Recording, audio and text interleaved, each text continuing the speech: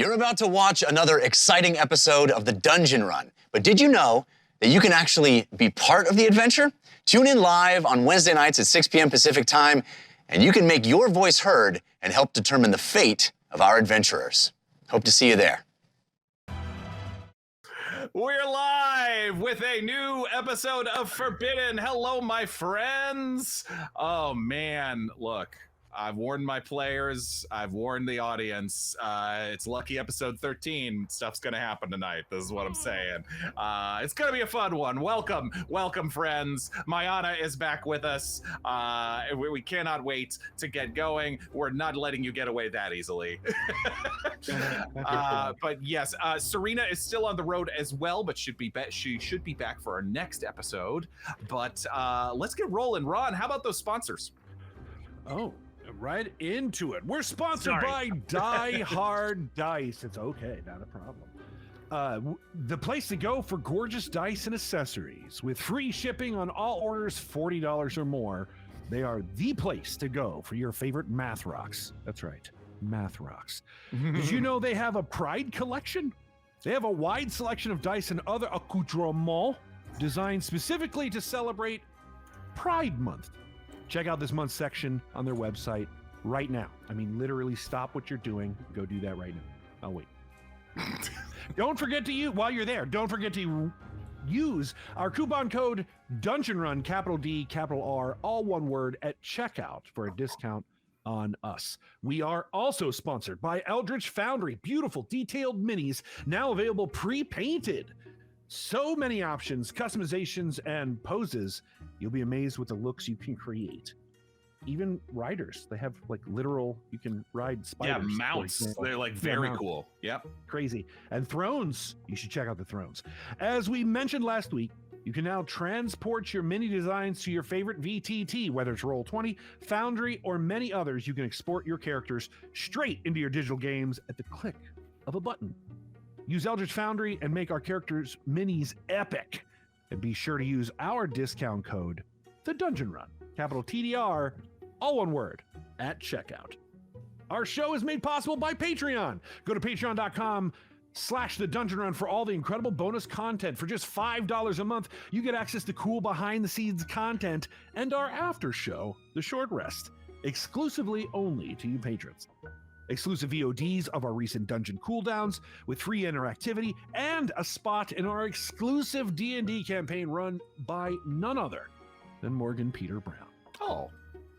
There's so many rewards at all the different levels. Make sure to have fun to be had over at patreon.com/The Dungeon Run. Morgan. It is true. We're actually going to have our next game this weekend. Fail Waffle's going to be back at the table, which is always a good time. Ooh. Fail Waffle's character is one of the most confusing characters I've ever DM'd for, to be honest, but I love them so much. You know, you let someone play a changeling and then they really, you give an inch and they take a while, you know? Yeah. Changelings tend to. That tends to be the thing, right? For sure. I love you, Phil. They'll go all a mile. I love you, Phil Waffle. I'm kidding. But anyway, as you might know, if you're new here, we're an interactive show where you have the chance to affect our story in unique and surprising ways. Use our custom Twitch extension or the link you can find in the About section of our Twitch page, or you can just go to streamelements.com/thedungeonrun/tip. Now, there's two ways to help or challenge our players. You can choose to give bonus or penalty dice for any player or the keeper, just like advantage or disadvantage. You get to roll twice and take the higher, or take the better, actually, in the case of Call of Cthulhu, or you have to take the worse if it's penalty dice. Also, you can gift any player the power of luck. We are giving you the option of adding 10 luck points to any player's stash that they can use to turn a failure into a success. Mayanna was swimming in it last week, actually. Thank you. And I needed it because I was rolling a good bad. Thing. And a reminder that you cannot spend luck points on sanity rolls, apropos of nothing in particular. But a reminder that if you are a patron, a higher level patron who gets free interactivity as one of your bonus rewards, cards. You can message me on Discord, or you can message us on Patreon. Tends to be the best way for me to see who you would like to give your free monthly interactivity to. Sometimes Angel Devilson can sometimes also get me that information. Angel Devilson's one of our mods. If you're not familiar with her, she's incredible, and we're so thankful for her. But I think that's everything. Actually, no, there's one more thing I want to ask before we start. Players, please tell me your current sanity scores. 75. Just, look, as we know, sometimes if you lose up to 5 sanity points in any one moment, or in any one event, you suffer a bout of madness. But also, if you suffer up to 1/5, if you lose 1/5 of your total sanity, that in that same session, you can also suffer a bout of madness. Okay. So Melody is at 75. Copy. Yes. Diarmuid, where are you at? How about you come over here and find out? How about that? That's how I feel about it. How about that? It's 66 currently. 66. Okay, thank you so much. Lorelei, how about you? Before I say this, let me remind you, my birthday is next week, so you legally have to be nice to me. Oh, happy birthday! God. Legally, it's the law. Absolutely. It's the You law in lost. California. You lost 2 sanity points last week, or just 1? I don't remember. All I know is I'm I think 52. you were rolling very well. You were rolling very well on your sanity rolls. I remember that, but I still think one of them was bad enough that you still lost. Yeah, one. I lost 1. I think it was at the mirror. Copy. I So think I was that's at a what I 59 remember and now it's 52. as well. Okay. But it's illegal to be mean to me this week. And Eden, how about you, my friend? I'm at 65. 65. Everybody's so high. Okay. Don't like that. Let's see how this goes. Okay. All right. I am a keeper of a Call of Cthulhu game, and I am a nice man. Anyway, I just needed that information for reasons. I love you, friends. Let's grab hands together and jump headlong into the forbidden. Take it away, Sean.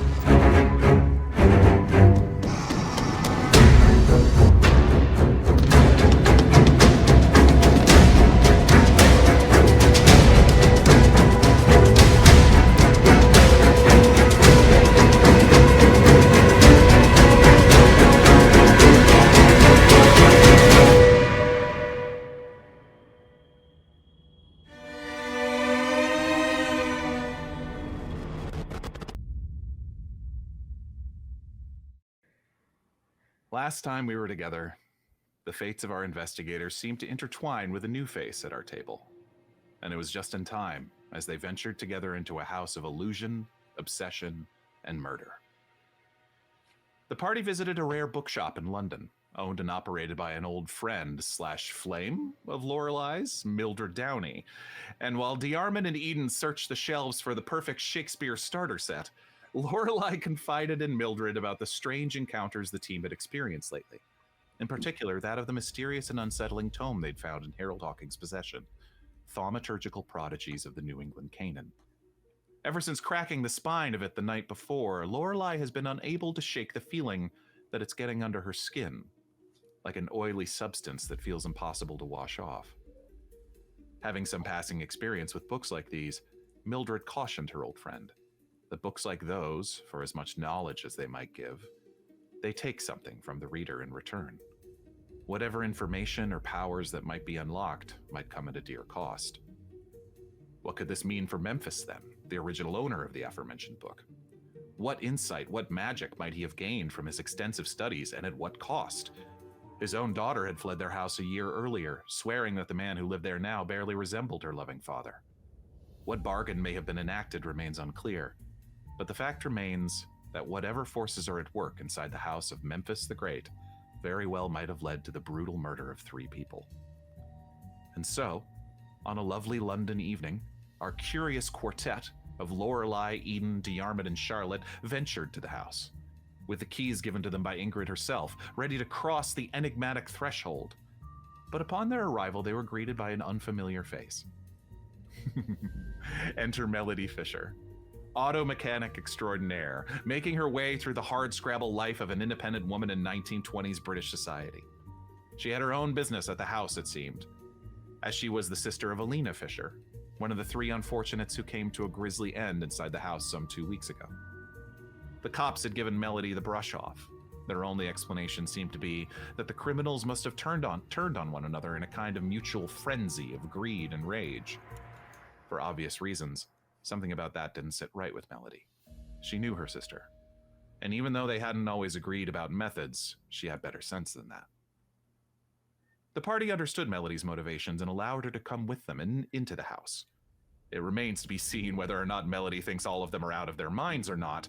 They did do their best to explain the basis of their rather unusual theories for what may have happened inside the house, but regardless, they seemed harmless enough and genuinely motivated to find some answers, and so the newly formed quintet entered the house of Memphis.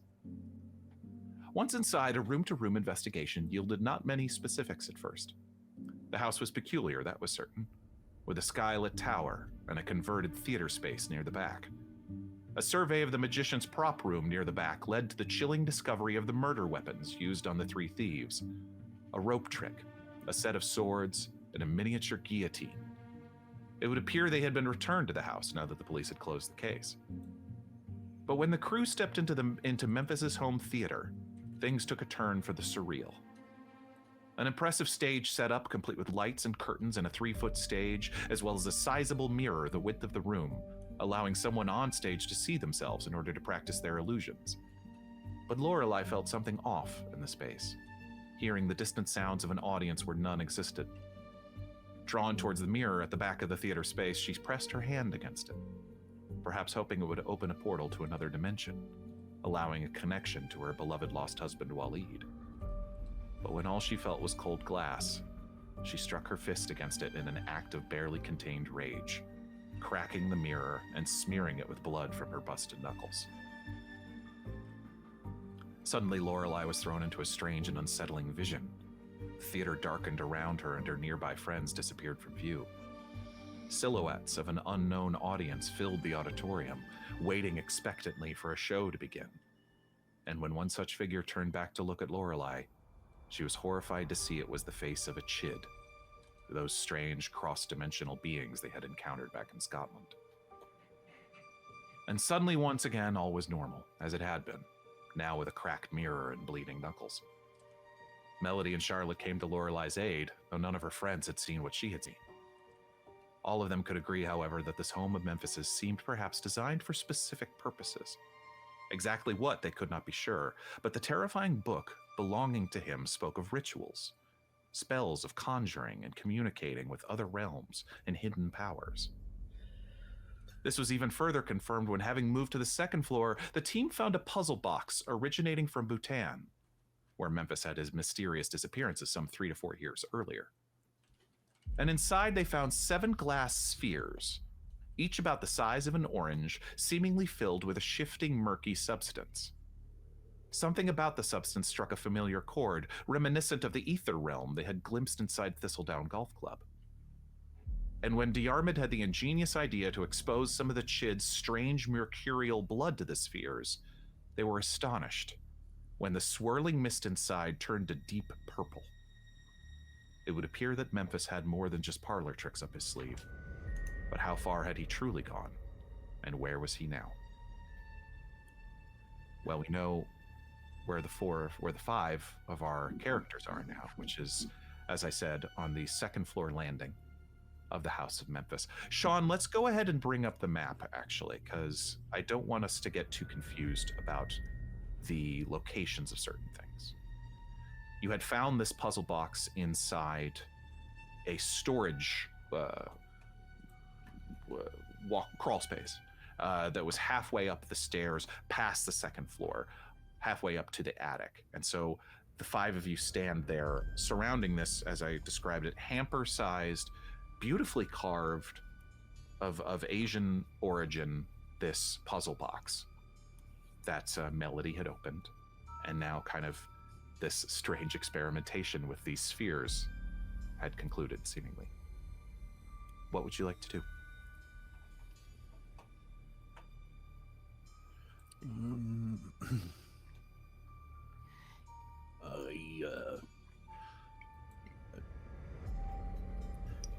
Honestly, I'm a bit lost for word that this exists. And I'm gonna touch one with just my bare hand. Sure. As you do, it feels a little cold glass. I think you'd even kind of felt the weight of the whole tray, perhaps. They feel no lighter or heavier than one might expect of an orange-sized sphere of glass, like a snow globe, but instead of snow, something darker and stranger. And do we know what this is? I have a I'm gonna say a 70% likely guess. All right. Melody, yeah, you are trying to piece together how this makes any sense, because they told you something of what had happened in Scotland, but you had just watched Diarmuid grab a vial of this strange viscous translucent fluid, and he dripped it onto this glass orb, and this orb went from cloudy and gray to bright purple, and then he wiped it off, and then it went back, and then he did this kind of motion, and purple, not purple, purple, not purple. So all of this is happening, and yeah, you are feeling like you're on another planet. Yeah. So the thing we were telling you before, the creature, the insect-like creature that we believe exists. So this is the blood of that creature, and it lights up when the blood of that creature gets nearby. So either this detects things that are from that area, that realm we believe it's from, or it's more of a general, that's not from this plane of existence and therefore it glows. Either way, conveniently, 5 of those, 5 of us.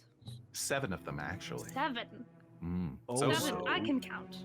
You're fine. I just had the idea just now, as you said that. We know the murders were down in I'm following you. downstairs. And you heard something in that there theater. I did. There's something wrong about that place. I don't like it. So then the question becomes, do we continue up these stairs, or now do we turn around and go back down and check where we've already been? I mean, I'll be honest. Go ahead, Lorelei. I want to see the attic. Eden, while this conversation is happening, your eyes drift up the stairs a little further. Lorelei mentions the attic. Your eyes look up past the storage closet where everyone found this puzzle box, and you see up there what you can assume is the door to the attic, or at the end of the spiral staircase. This door is slightly ajar. Make a spot hidden check. Ooh, okay, I'm good at I these. don't like that. I don't like it either. 36 under 75. Nice. That's just under. That's you're right. It is a hard success. With a hard success, through the partially open door, caught by a little bit of the moon, or maybe a streetlight, perhaps, you see undeniably a corner of a bookcase filled with books. Huh. I mean, this is usually how investigations start for my friends, so I think they're interested in books. I'll go scout it out and try to see what I see.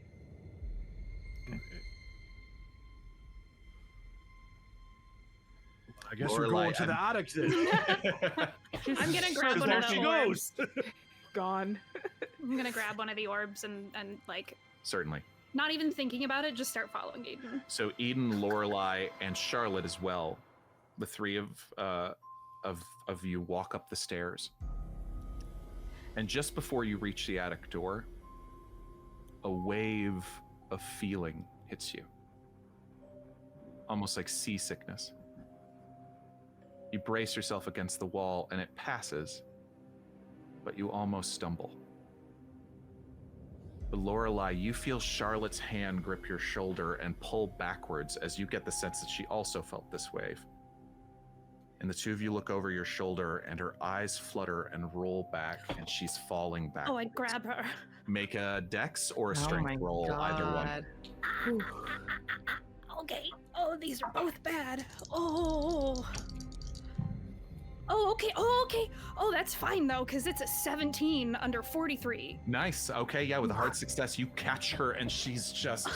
And Diarmuid, perhaps, I mean, like, if it's all happening all close enough to you, or Eden, everyone is able to, like, catch her, but it appears as if she has fainted. What is happening? What I don't. What is? And How did this happen? Take a pick. Eden, with your spot hidden from earlier, as you watch all of this happen, and Charlotte has passed out, and you look back and you felt this sort of, as I said, this like seasick feeling above the door. You see a symbol of an eye carved into the wood of the house.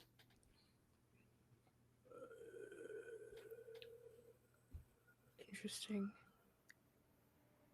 Do I recognize anything about the way that it is?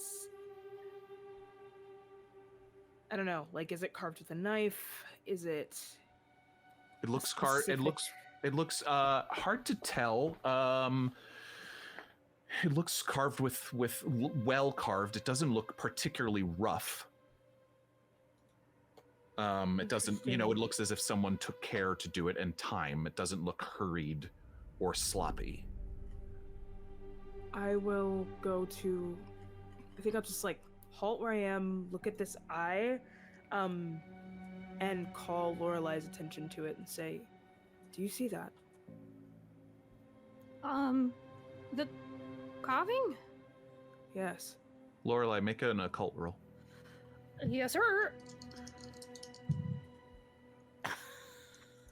It's a 10 and a 0. 100.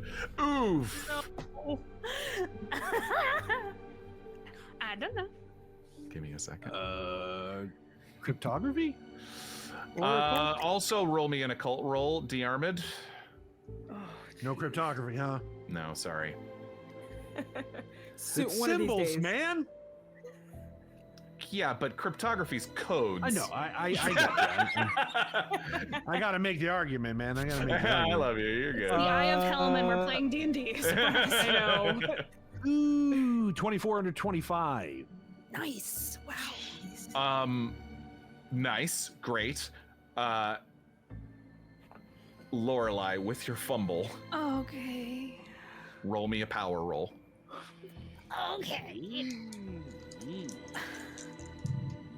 I don't like power rolls. It's a 13. Why do you keep rolling a 10? It's a 13 under 60. 13 under 60. Okay. That's 1 point away from being a hard success. As you look up, and Eden has pointed this out to you, he says, what that? And as you make hard eye contact with it, you almost...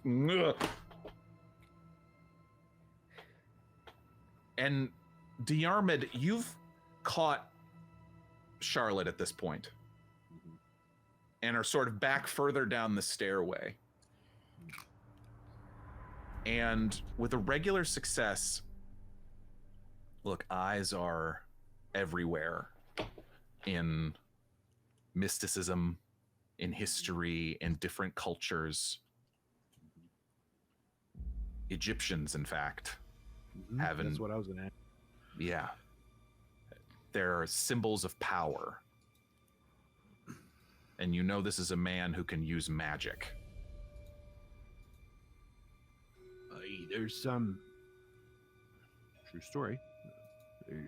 In some Irish folklore, there's an evil eye, and put over places that want to be watched and glared at, protections of sort. I think you've been looking right into one. How do we get up there without it making us all sick? How big is it? It's about this big. And it's pressed into the door? No, it's above the door. And this is what I will say, Eden, at this point, as you have passed, as you seem, the feeling seems to have passed as you are closer to the door. What if we just look down? I'm sure that could work, but I'm also feeling not as bad as I did a minute ago. So maybe it'll pass? Can I just like look down and climb the stairs? Yeah, you can try. I'm gonna try that. You reach the same spot and your foot misses a step. It's not if you see it, it sees you. It sees us. Ooh, wait. Okay, I'm gonna go back down the stairs. And sorry, it's a carved like drawing in the ceiling. Correct. Just in the distance between the top of the door and the ceiling. Okay. Okay. Does anybody have any projectiles they're particularly not attached to emotionally? I don't, but you know what I do have? And she reaches into her pocket and she pulls out a compact. Oh. And she's gonna open the mirror. Oh. And see if pointing it up towards the eye to make it look at itself does anything. Great idea. And she's gonna start to like climb up the stairs. Agamemnon. You're all my friends. You can see me in a dignified way, and she's just gonna crawl on all fours, basically, with the mirror. That's real friendship right there. Her knees crack a little. Perseus. By the way, Melody. How Persean of you. Thank you. Melody, this is kind of the first embodiment of strange phenomena that you have felt on your person. Make me a sanity roll. Maybe. Whoa. That's just the D10 D100, right? It's just roll a D100 and under your sanity score. Welcome. 29 under 75. You're fine. In this moment, you do feel as if your balance slips for just a second, but you're like, this is strange. And then you almost have to stifle a laugh as you watch Lorelei crawl up the stairs on three of all fours. Crab walk. Crab walking a little, yeah. She's an austere older British woman, but you know, she gets on all fours like everybody else. I think this is another power roll. Oh boy. Nice. You got That's this. fine. My power's okay. It's not bad. Yeah. And yet it's 83 over 60. Okay. Woof. Woof. You are keeping this, and as you reach towards the door that is ajar, and you push open the door, and you step through. But here's the thing.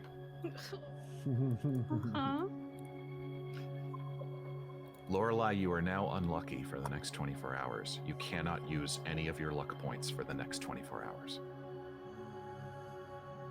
Okay. No. And if I ask you to make a luck roll, you'll have to do it at a penalty.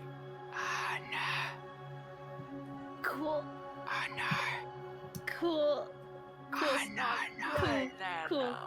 Cool. Cool. This is such a nice birthday gift from you. Thank you so much. I love you so much. Hey, you're the one who looked at the eye.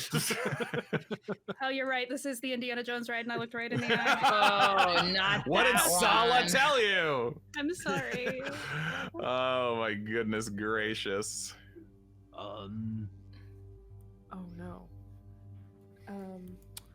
Well, there's clearly something up there that somebody doesn't want others to know about. But Lorelei, You are now in the attic. You have crossed the threshold. I'm gonna hold back a barf and Yeah, I mean, that would feel just a sinking feeling in your gut. Yep, probably kind of similar to when she read the book, I imagine. Yeah, she's gonna take a second. Did the orb to in her compose. hand start to glow as she got closer? Great question. Oh. No, Okay. that is a good question. I No. mean, So yeah, separate that makes sense fuckery. because it's not exactly. Yeah, it's a fuckery. Well, that of this tells us realm. more about what the orbs do. Yeah. A shenanigans of this realm and not a shenanigans of the other realm. Right. What's in the attic? Okay. You get over this feeling of oof. And as you look, you shake your head and look in this attic space. It is a library.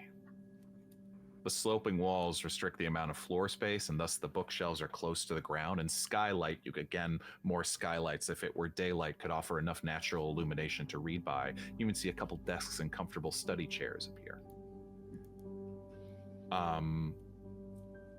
Close to you, near the entrance, the bookshelves run the length of the attic.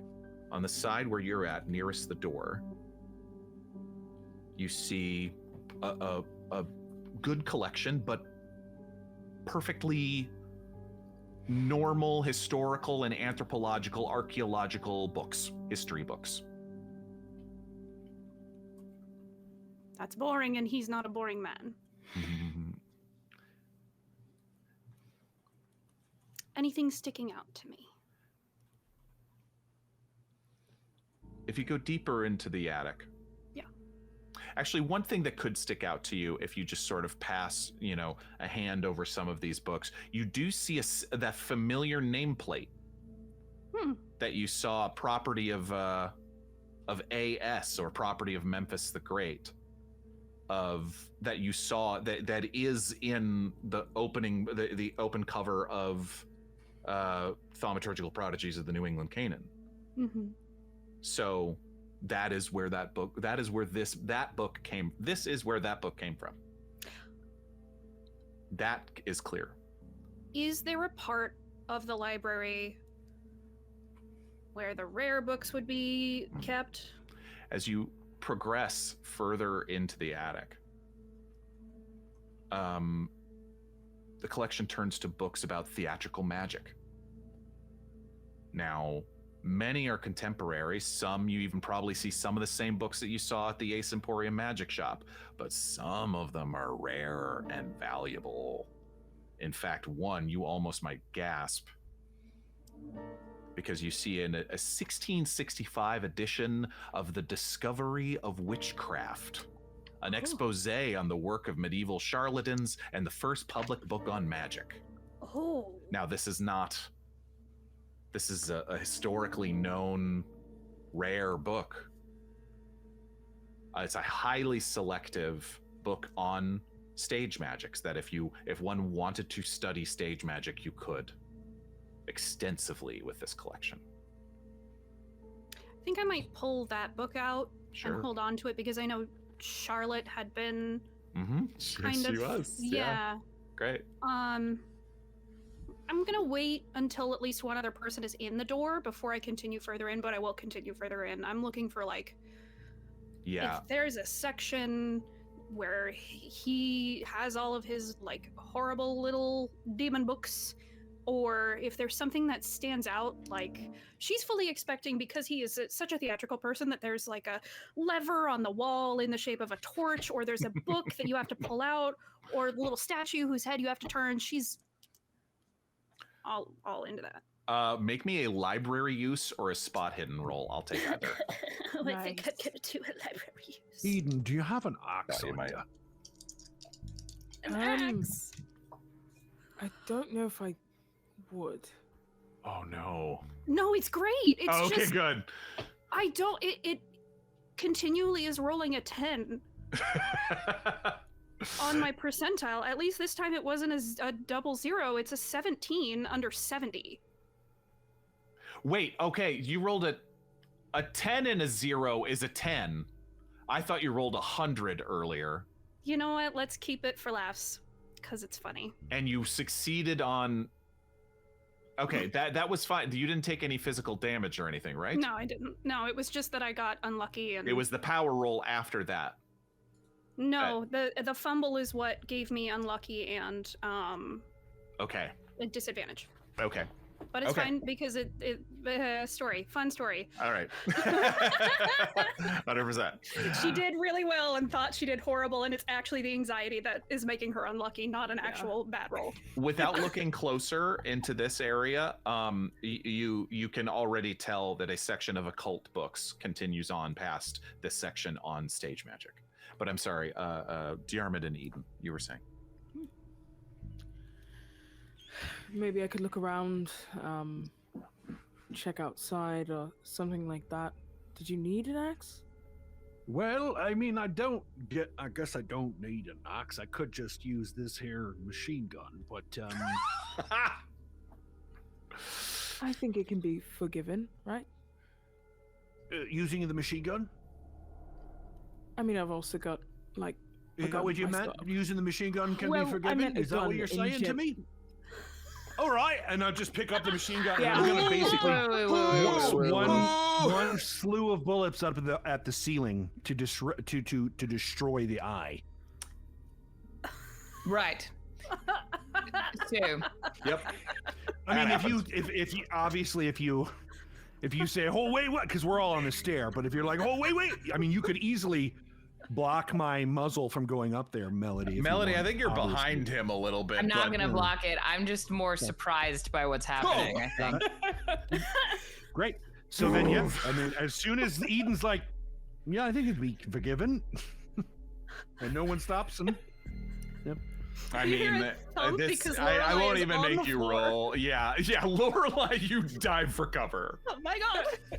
Is someone Well, shooting it's in at the us? ceiling. She's in the No, attic, yeah, right? yeah, but yeah. still, I didn't I mean, sure, expect yeah. there to You're be fine. gunfire. For sure. Yeah, you're for fine. sure. But For also, Lorelei hits the deck. Yeah. I mean, yeah. All right. That's one. All right. And it is. and I I won't assume even that make you roll. I mean, Okay. you're not under pressure. It is literally a wood carving. You destroy it. But it's in the ceiling, right? It's carved Yeah, into yeah. the ceiling? It's Okay. not. It's technically the wall It's above. not like below- a just thing below the The that's stairs. forehead of hanging the there. wall. Okay. Yes. It's like the Yeah, it's the forehead, forehead above of the door. wall. Correct. Yeah. So, Forehead of the wall. how's it? Oh, I thought it was the How's it? So ceiling. it's how are we feeling? I mean, with an angle, it probably hit the eye and went up into the ceiling. Yeah. Okay, I'm gonna. Um, yeah. Well, we you go know, I then? don't think it'd be such a good idea for me to fall down the stairs. So if somebody else wants to go try, I'll catch you. I'll try. Hello? I got you right here. It's all right. Are we being Diarmuid shot at? Diarmuid fired his gun at the wall. I destroyed the eye carving. A little warning next time. I thought I we did were being warn you. shot I at. said I'm gonna No, shoot. you didn't, because I'm in here. I can't Oh, hear you didn't Give hear me because No. you're reading something, aren't you? I'm on the other side of the door. How am I feeling as I climb the stairs? Fine. Huh. Okay. Did it work? It did. Why is it that shooting a wall Yes, it worked. makes the icky feelings go away? A little bit of. Hey, look, I can say definitively that a couple of times when you fire bullets, it makes you feel better. I'm just gonna say. If you've never done it, Interesting. Mm-hmm. you know, I'm just saying when it's not for Right. purposes of protecting yourself. If you're just, you know, Right. making sure you know how to do it or you're practicing, But it somebody- feels great. But somebody carved a little drawing into the wood, and it is gone now, and no one feels bad anymore. Well, something I was thinking about. Uh-huh. Because I feel like you're saying more than you're saying, Melody. I just think that's quite strange. Don't you? Wouldn't This you is new say? to her. This is all new to her. Melody, I warned you. All of this is strange and downright insanity. I warned you before we even came in the house. Right, yes. I guess I just thought perhaps the insane thing would be some sort of, I don't know, fourth murder victim. Not that the drawing makes people sick, and when you shoot it, it doesn't anymore. this is the world apparently we all have been living in all our lives, and now Really? only know All of we're us living the whole time? the whole time. Everybody living all the like time? this all the time, living like there's nothing going on, and this has a thing that apparently can happen and be done. So the only thing I know how to solve it with is this thing. That's all I know. This is what I'm good at. So, Understood. Eden, you had I thoughts apologize. about something. Oh, yes, I did. I was just wondering how. This is off topic, of course, and Eden's looking between the two of you. This is off topic, but didn't his daughter live here? She did, but she had moved out about a year earlier, because as she had said to the group of you, after his return from Bhutan, he grew increasingly darker, more aggressive, eventually to the point where she's a woman in her early to mid 20s, but also she partially moved out of her childhood home because she became less and less comfortable being around her father. Okay.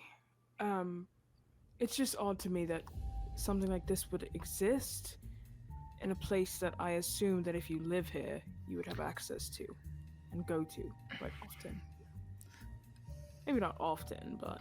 Do you think perhaps it was protected by her father, that he perhaps did not want her going into this place? Maybe. And if it had whatever was going on with it, then I can understand why she may have never found anything past what was left behind. well, here's what'll give us a little bit of an insight. Hey, Lorelei, what'd you find up there? Books. About what? You better get up here because it's a lot. Oh, all right. A lot of books. Head on in. Hey, What are where- we doing with Charlotte? I was just about to ask where's I'll Charlotte? stay with Charlotte. No, you don't have to. No, I'll stay with well- Charlotte. I will stay with Charlotte. Yeah. Okay, sorry. I will stay completely with forgot Charlotte. that Charlotte was unconscious. We can literally lift her up and bring her in the room up there. She is small. She is Let me see little. if I have smelling salts. I don't think I do. Ooh. Oh, she might have them though. Oh, She might. Oh yeah, can I check Charlotte's inventory for Be smelling careful salts? about it not back there. There might be some weird things. Just saying. What would be on her person that's weird, just so that I can know? don't ask. Just keep an eye out for Claws, sharp, pointy things like syringes Teeth, and nails, blood. On her scalpels, person. Possibly. Yes. Yes. Maybe. In her bag, in her clothes, in where? Well, in her Yes. bag, most likely, I imagine. Idols to Hecate. You never know. Yes. Right. Did she have a purse or She had a doctor's bag. She does have a She doctor's does have a doctor's bag. Okay. And honestly, I won't even you definitely poke around and you find a couple more vials of that strange looking substance. You find some pills of various like painkillers, things of that nature. You find one or two like some bandages, stuff like that. But you also do find some smelling salts.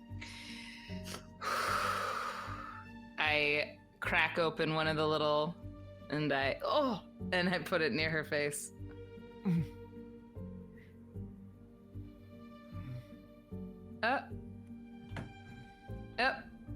Nothing? Uh-oh. If it's working very slowly. Okay, I think we should probably find a place to let her rest. I'll stay with her. I don't know if lugging around an unconscious body is a particularly good idea. I'll just stay with her at the bottom of the stairs. I'm not going anywhere. I don't like that. I'll just pick her up and take her upstairs. It shouldn't be Knitting hard. the I can carry her. I'm a I- strong. I- I'm a All big right. boy. I trust. Alright. I trust Melody to stand at the bottom of the Well, stairs. it's not Melody I'm worried about. It's No the worries. rest of the house. If you're insistent on bringing her upstairs, I will not stop you. We got evil eye and somebody died with swords. I just don't want either Right, of you to get understood. hurt when we're not around. Okay, I understand. I think I go over to Eden. Is this a situation in which if people separate from each other, it is of quite severe consequence? Yes, Oh. you have stumbled into that kind of party. Great. How dangerous? How dangerous? But fun. Okay. Still fun. All right. If I you was need to- asking you, how dangerous is it? I thought you were saying, so how dangerous. dangerous? No, I understand how you How got confused. dangerous? But How dangerous? Question mark. how Not how dangerous! dangerous? Exclamation point. Question mark? Oh gosh. Like, is it right now? For Yes. us right now? Yes. This is, well, what I will say is that things got very scary last time before they got really bad. I haven't really felt too scared yet, so I think our danger level is low. Mhm. So we'll feel scared, and then it will be dangerous. We won't see something dangerous and then be scared. It's the opposite way. We'll be scared, and then danger will come. I wish there were words to. I wish I could comfort you in this. It's a very hard realization, but the good thing is, I don't think we all realize how much we are afraid of. Is that good? And- Is that good Yes. information? It's a great thing because you'll know the difference between the fear that will actually make you turn around and leave behind the thought of saving, or not saving, but figuring out what happened to your sister. You'll know the difference between that fear and the fear that matters, the fear that keeps you alive. Well said. Is there a chance we're going to die? Oh. As Yarm is picking this up, Yeah. absolutely. Picking up Charlotte, climbing the stairs. Absolutely. I'm putting it right now at about 40, 60.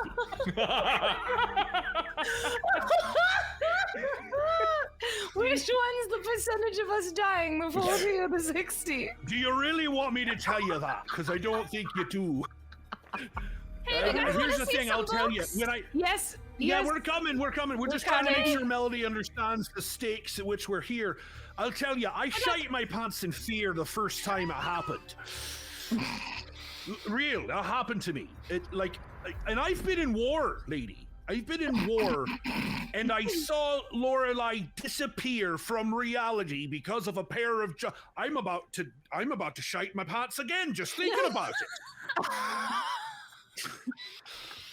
I mean, I'm carrying Charlotte the whole time.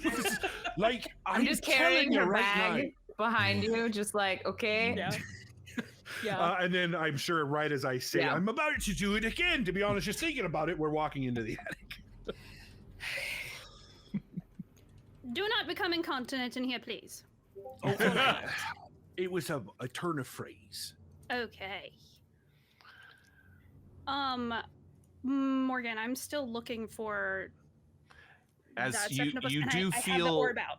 Yeah, you do feel slightly a bit more safer, a little more comforted as you, even though you see the strange sight of Diarmuid in the doorway with the form of Charlotte over his shoulder.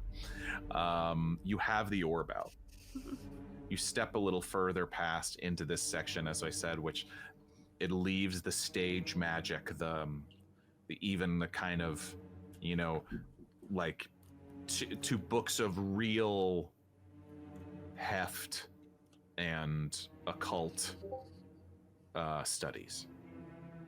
Some of them you might recognize from some of your own studies, but tucked away in these heavily laden shelves. You rolled a successful, you rolled. It was a 17, yeah. Yeah, it was a hard success. Yeah. Oddly prominent, sticking out just a little bit somehow, and how dark and different it looks. You find a book bound in splintered, almost black wood. The grain of the cover is dark and twisting, resembling writhing tendrils or roots. And it's held shut by a tarnished brass clasp. Oh, of course I'm gonna touch it. Come on. Sure. Of course I am. Okay. She goes over. Is the orb glowing at all? No, not at this moment. Okay. I'm gonna inch the book out of the bookcase and set it on the ground and see if I can see a name or any kind of identifier. The Book of Eibon. Eibon? Eibon. If you'd like to roll me an appraisal or a library use. Can I do appraisal, but can I also... I want to know if I've heard that name before. Where's my appraisal? I mean, 53 under 55, so it's still a success, but inching in there. You are just looking down at the title of the book, yes? Mm-hmm. So you have heard of this book, but it's rarely seen. You think it's intensely valuable because you think maybe less than 15 copies exist in the whole world. This looks to be an English translation of a previous language that you're not even sure of. And this particular edition seems to have come from a 15th century translation. What's the book about?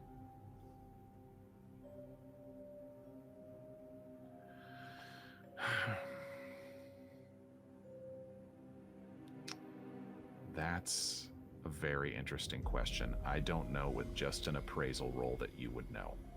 So I've heard of the book, I just don't know any of the contents of the book. Like, you're able to kind of piece together sort of the styling, sort of the age, the things of that nature, the maybe the title. I'll give you that much.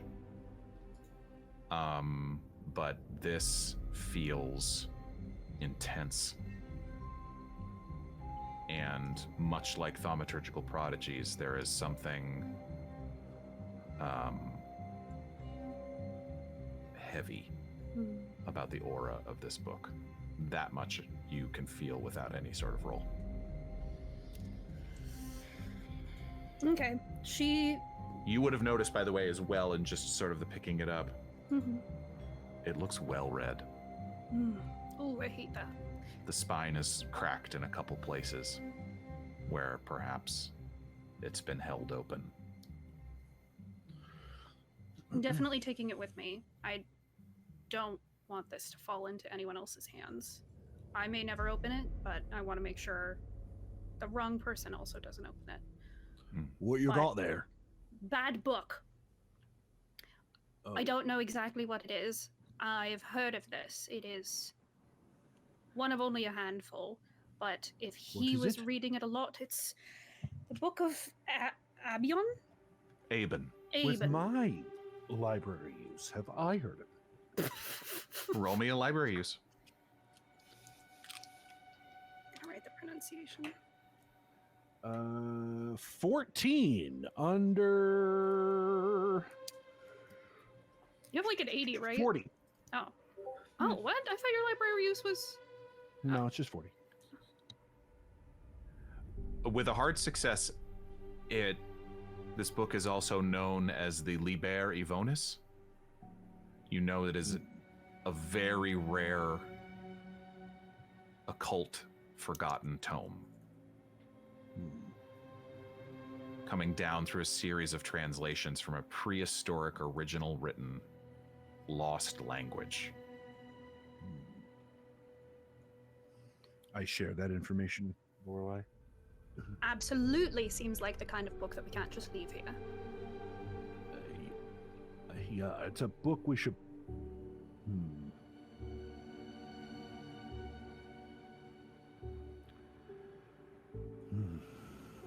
I know, I'm having the same thoughts as And well. no response from the orbital on that book? No. I imagine it won't Do I turn know on until we anything open about the contents of the book from its history? Or like what it covers, what it talks about? Or we have to read it to do that? I don't think you would. And it's locked. I think it's not locked. It's just No? got a little clasp. It's not locked. Oh, It's not like locked with a key. It's just a small twist and open. Can I take a peek at just the So- front page? Sure.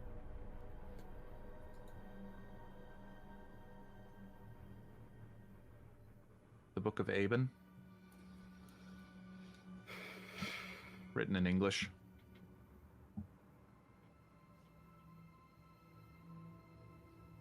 It's not like any other book you've ever seen. There's no real author written. Hmm. You can tell it's written in it's a difficult translation that is in English and that looks to be Middle Ages, as I said, 15th century. But in this moment, you can already tell that like this is dense. Mm-hmm.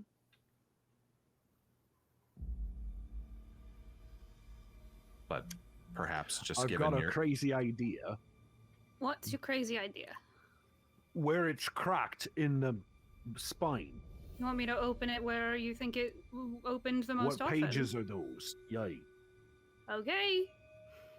Would you like me to do that? No, I know would you not. were messing with the other one, and Mm-hmm. And that's exactly is why sort of- I do not want it to be you or anyone Right. else. That's exactly I mean, just reminding you, I've got this in me blood. But okay. why. I know. okay. Yeah. Melody, it's Mhm. fine. I come from anyway. No, descend no, from no, witches. please. Fine. What? I descend from witches. It's okay. No big deal. What's the Druids other one? more. What's the It's- other one? druids is more- What's this other one you're referring to? Oh, there's another book. Oh, What? There's another book. Yeah. There's a lot Okay. of books. So And just fate. you find the two spots where the spine is broken, where it seems to be held open in a couple, like well-worn pages. Mm-hmm. You flip to the first, and you can immediately tell the power in this book is palpable. Even more so than thaumaturgical prodigies, this one seems to be formulas and rituals for summoning something. It refers to outer daemons. Demons, but with an A. Yeah. These rituals have names. One might even call them spells.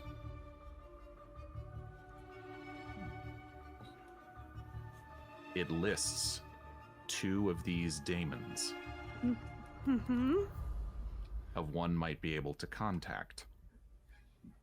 Mm-hmm. Yog-Sothoth, Oh. and the second name is Shothragat. Oh my Shothraga? Oh my god. God. My god. I told you I had a surprise for you, didn't I, Ron? Good god. It's going to mean something to our audience.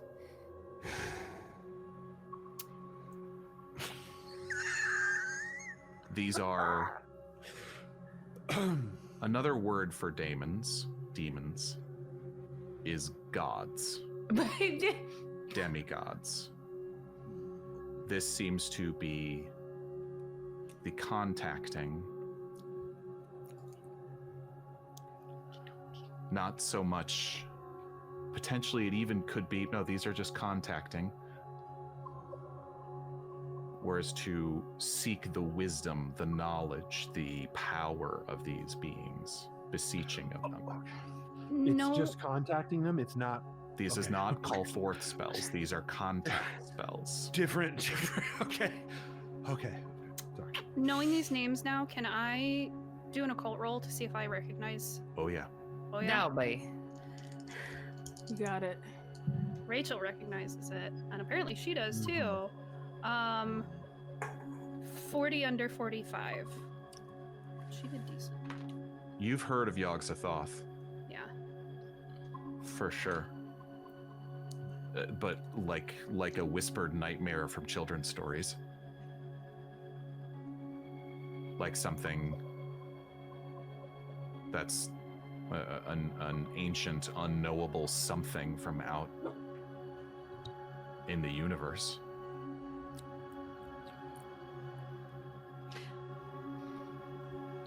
The ritual for talking to him, what are the ingredients? What does it ask? Don't you do that. I mean, the longer you ask. I know. Okay, give me a second. Uh-oh. If this is a thing we have to thwart, Right. knowing the steps are better. Maybe. Makes sense. Makes Right? sense. I mean, logically. All right. But these, yeah, much like, you know, from what Mildred told you, these were all spells that would take time and Mhm. take physical and perhaps emotional components. Second. Emotional. Mm-hmm. Take pieces Emotional. from you. Yes. Okay. Lorelei gives you a look like, girl, we got stories to tell you.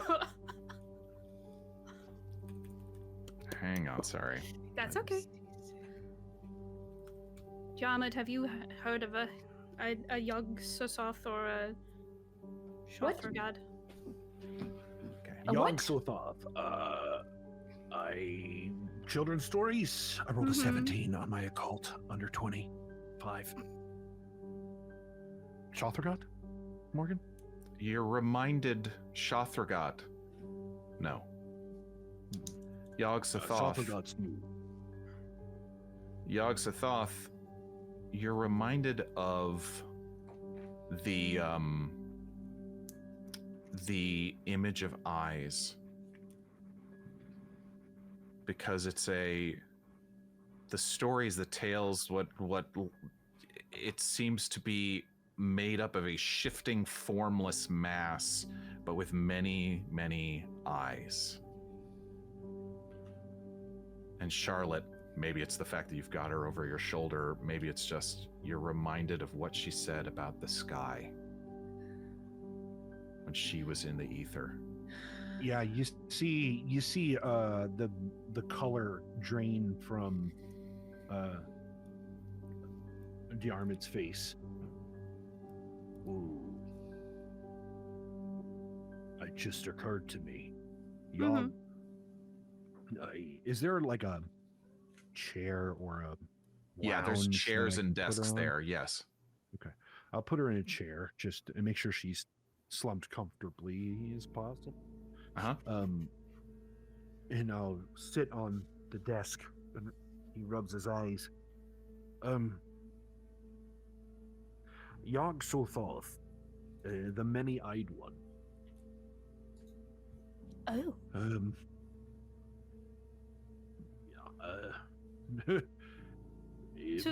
So this is who we're I dealing just- with.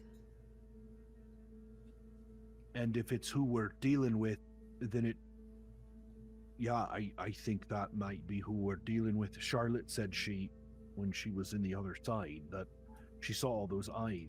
Mm-hmm. That's the Yog-Sothoth. If my occult learning has reminded me correctly. Shothragad, I don't know, but I can only assume either lesser or equal to Yog-Sothoth, which would be.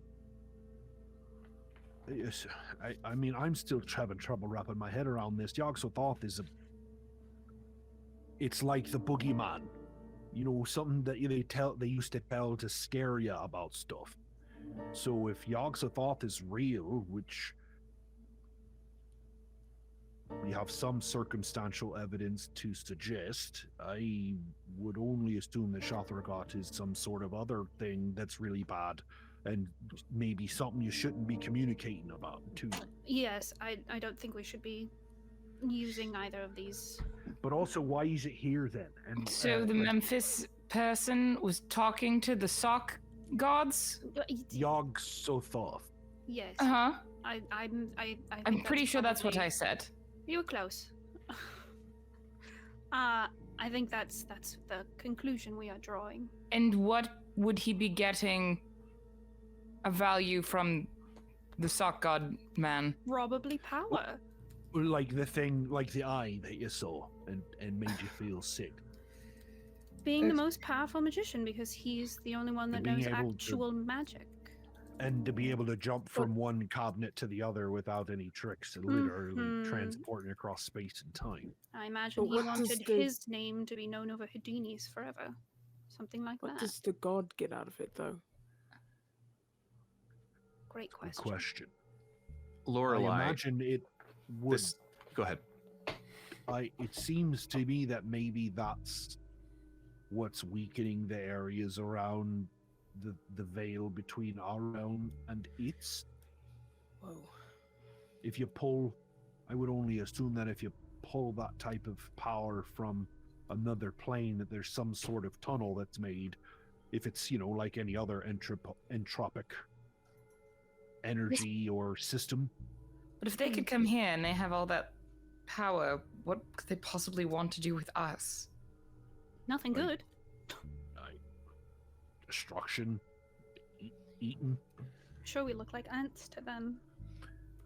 As you're talking about these, dangers, the consequences, Lorelei, you are able to see contacting these spells doesn't seem. These contact spells don't seem as involved. The chanting, it might take you a week or so to learn how to cast it, but it could be cast within a couple minutes. However, there is a clear warning within the book. They are knowledge, but they are not meant for the minds of men. Your soul may become known to them, and if they answer, they may not go back. Oh. I share that information. Is there anything in the book that says what it takes from you? Nothing specifically besides your soul or your mind. Yeah. Okay. So there's a chance the sock man is here with us currently? If you contact him, he comes here and he does not leave? Maybe that's why Memphis disappeared. I mean, we were in the prop room and the tricks. I mean, if he's going to be close to the veil or whatever, couldn't we use like one of his props, his tricks to try to, I don't know. Well, that See was what what he I was was getting seeing? to before we came up here. Is do we want to go back downstairs and use these orbs to figure out where this veil is and then Right. poke around? That concerns me a lot. Because in the book it says the more that you reach out to him, the more he knows you. The abyss stares back. Ooh, And I do not think we want to be known to Yogg-Sothoth as much as possible. Right. Well, no, but I'm not saying use the book. I'm saying we should use this thing. Yes, but For I'm that- imagining if we go into the theater and we try to find these items, if we try and figure out what he was experiencing, we may by proxy be communicating Right. with the thing that gave him his power. Okay, so are we saying that we want to abandon the investigation then? No. I'm worried This seems that like they're- it's a have to use it, right? Like this is the right? Yes, I would like to keep looking because I am afraid that there are things here that if Yogg-Sothoth is asking things of him, there may be things here that we should take and make sure that they do not fall into the wrong hands or cannot be used. Yeah. Right. Do you turn to the second section, Lorelei? Yeah. This section, you find another one of these spells. And this one seems a bit more specific, suggesting something to do with unrested spirits. The spell is called Call Forth Ye Form Beyond.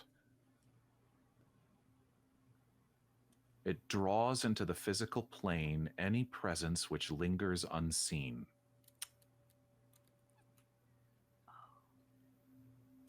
This is very in-depth. And that there must be a primary caster who leads the ritual, although any number of others may support. To cast the spell requires 30 minutes of chanting, and any additional helper could reduce the time. You get the sense that as you're looking through this, reading down this page, your eyes widen. It would take you some time to learn this.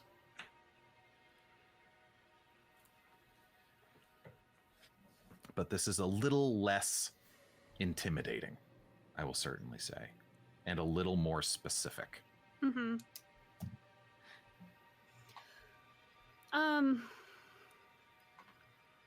She's gonna relay that information. What the spell is. Who was he contacting from the other side?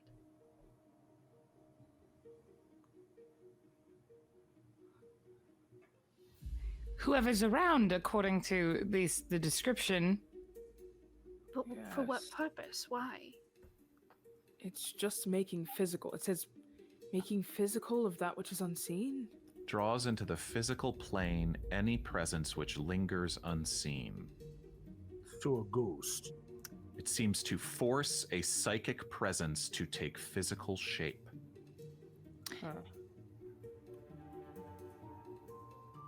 So ghosts as well. Right, yeah, that's what I would assume.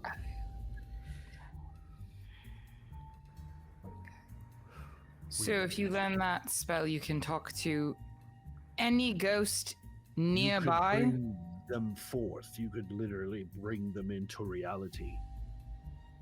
An entity that According to the lingers. spell. Assuming you believe the spell is a thing. But it doesn't necessarily say a ghost or a human presence. It says an entity that lingers, right? Right. What other entities linger other than ghosts? The Well, bug Yogg-Sothoth- creatures? What? The water bugs?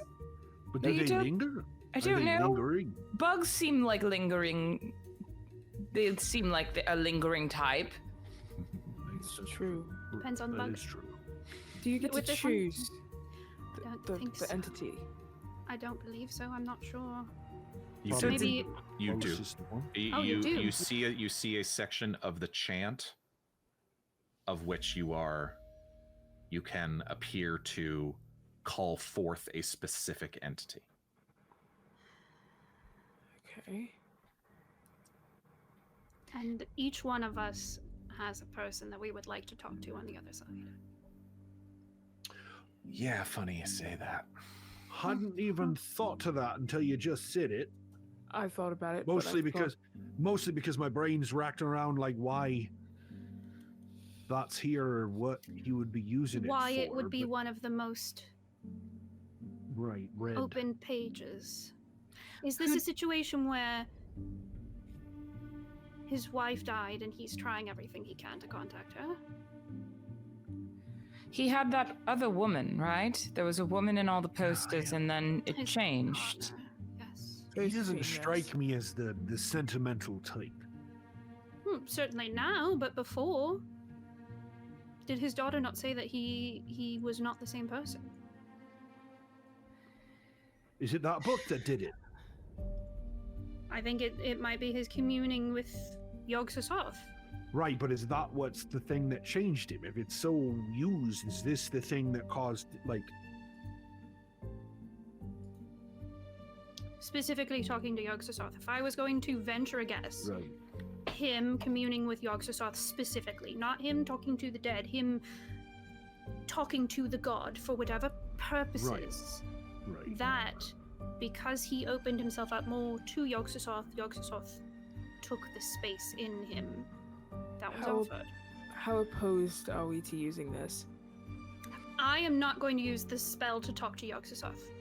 I'm not thinking of that other at one? all, but Yes, I am thinking of using this spell to Actually- talk to ghosts. Yes, of course I am. No, hold on. I'm hold thinking. on now, I'm hold on thinking now. Let's. if there are ghosts involved, and I think Ian's eyes flicker over to Melody. There might be one that is trustworthy, and would, I don't know, give us information about what happened. And that's all we're here to do, right? Did she Yes. linger here though? However, I don't think this is a situation where I can just sit down and learn this quick. I'm going to have to spend time with this one to learn it. We can always come back, and I am not at all opposed, Melody, to you coming with us, and we do something here together. If you're amenable. Certainly. My sister's a ghost? We don't know. We don't know. I don't know. It's That was just an my idea. question. I The don't word know. got tossed out, so I think we put a pin in this for now, because we cannot actively do anything with it. She's going to close the book. I will get to work learning this spell for each of us.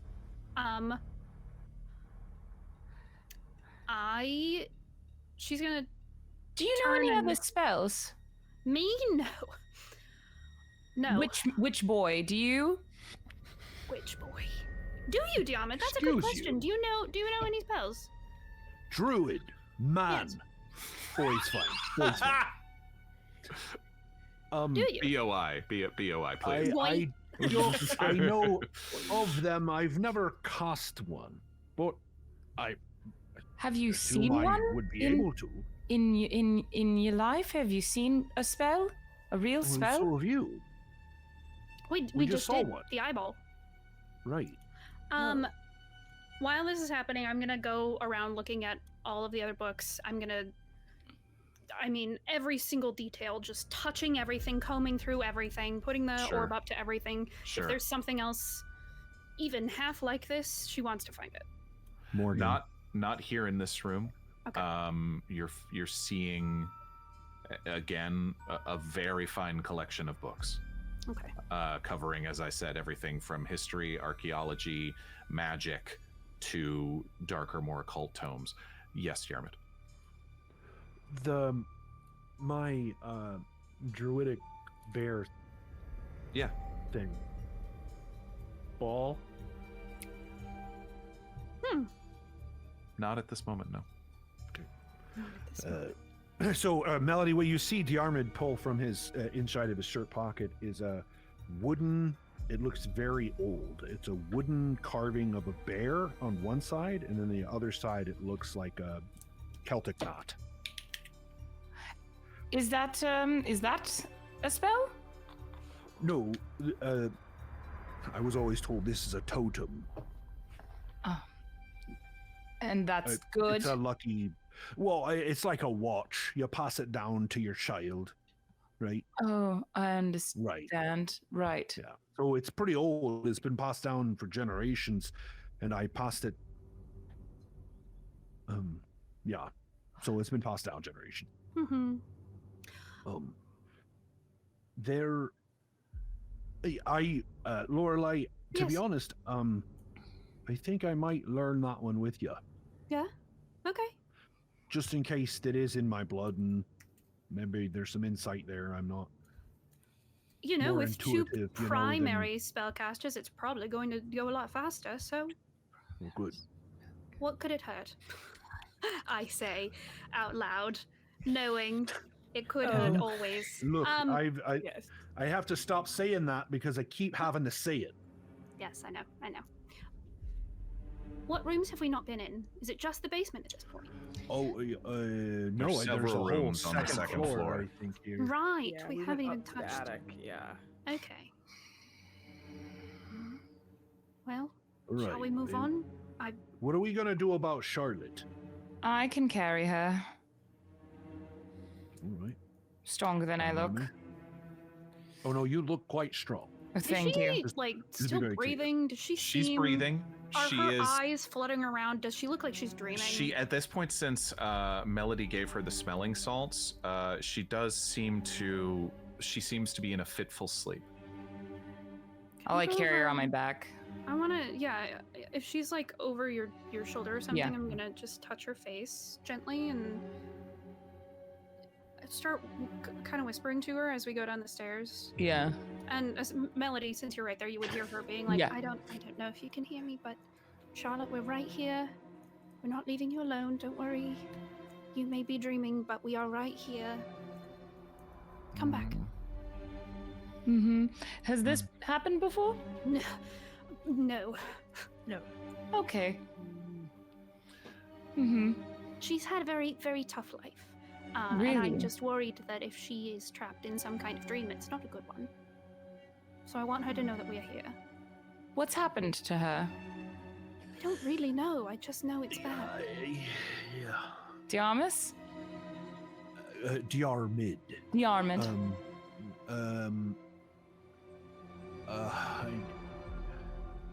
It's not my place to tell you honestly, Melody. I don't want to, it's Understood. not my business. It wasn't good. I'll tell you that. It's about I think she'd be fine with me saying that. It wasn't good. Uh-huh. And then she met us, and then there was more not good stuff. So, But now she has us. but now she has us, and that's been good. So, Understood. Poor thing. yeah. Seems like you all have quite had the tough time of it. You all step down these attic stairs back into the second floor landing. You see directly in front of you a door which seems to lead to a guest bedroom. Another door off to the right which seems to be perhaps the master bedroom that would be, take up a good portion of the front corner of the house. Down a hallway to the left, and then on the right side you can see what's undoubtedly the door to the second floor of the theater, of the gallery, and some more rooms at the back side of the house. What would you like to do?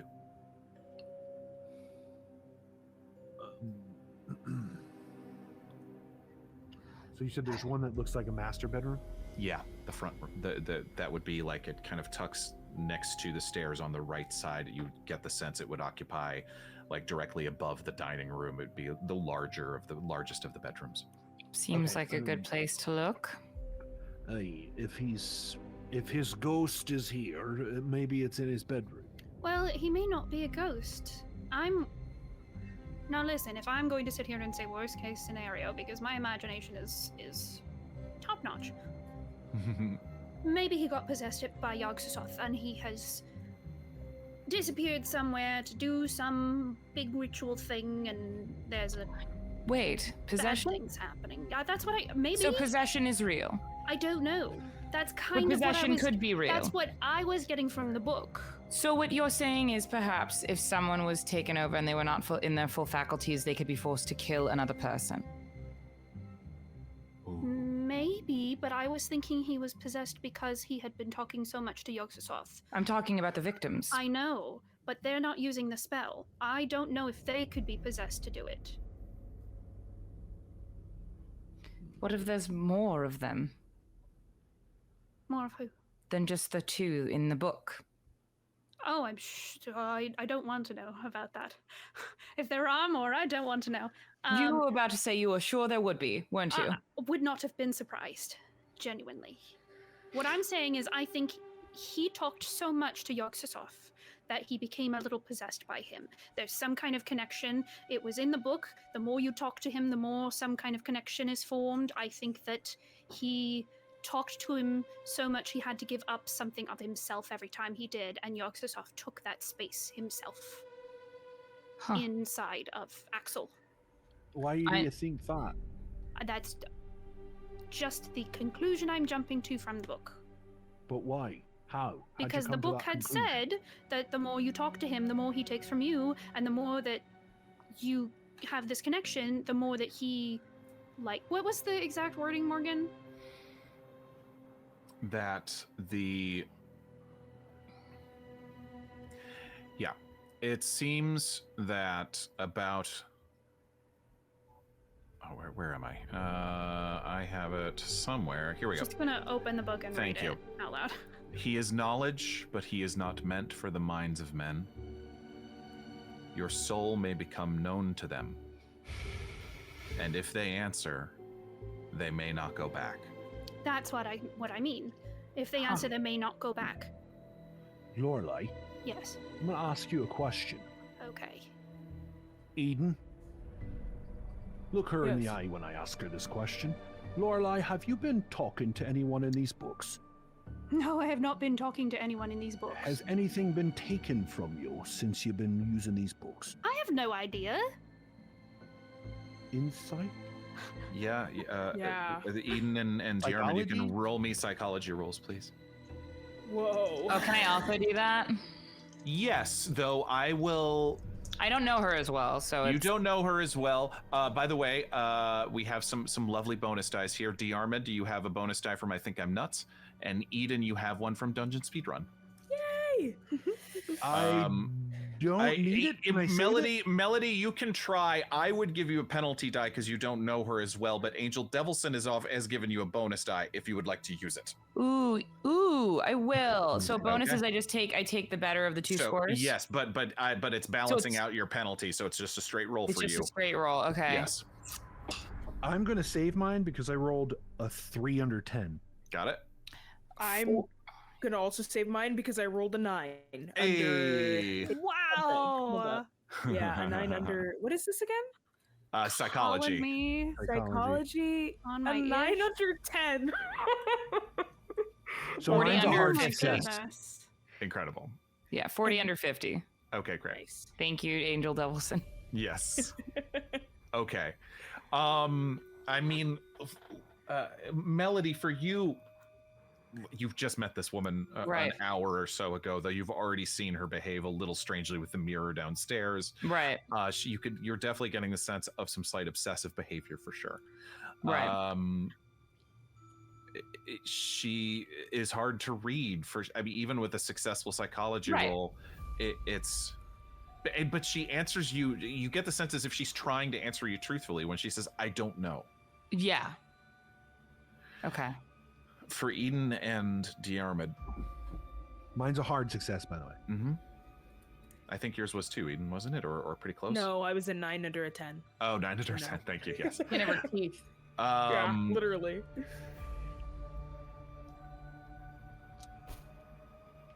You're not sure.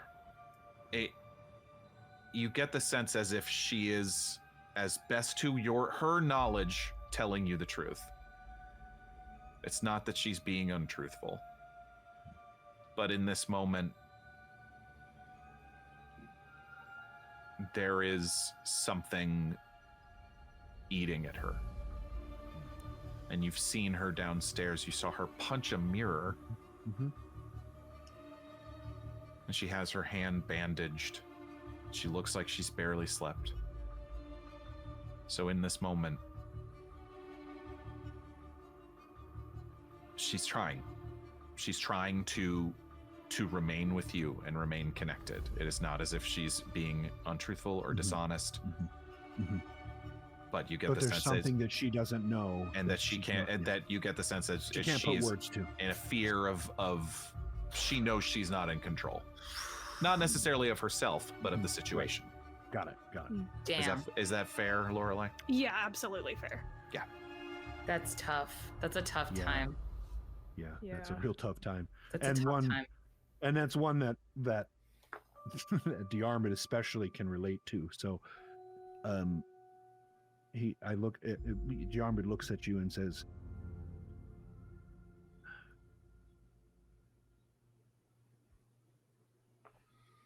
"I'm sorry, Lorelei. Why? You're going through something, and I can see it. And I don't know why it's happening. And you don't have to tell me what it is. I don't even want to know unless you want to tell me. But you're going through something. And the one thing I do want to say to you, just so it has been said, entities, demons, like Yog-Sothoth can use those things against you.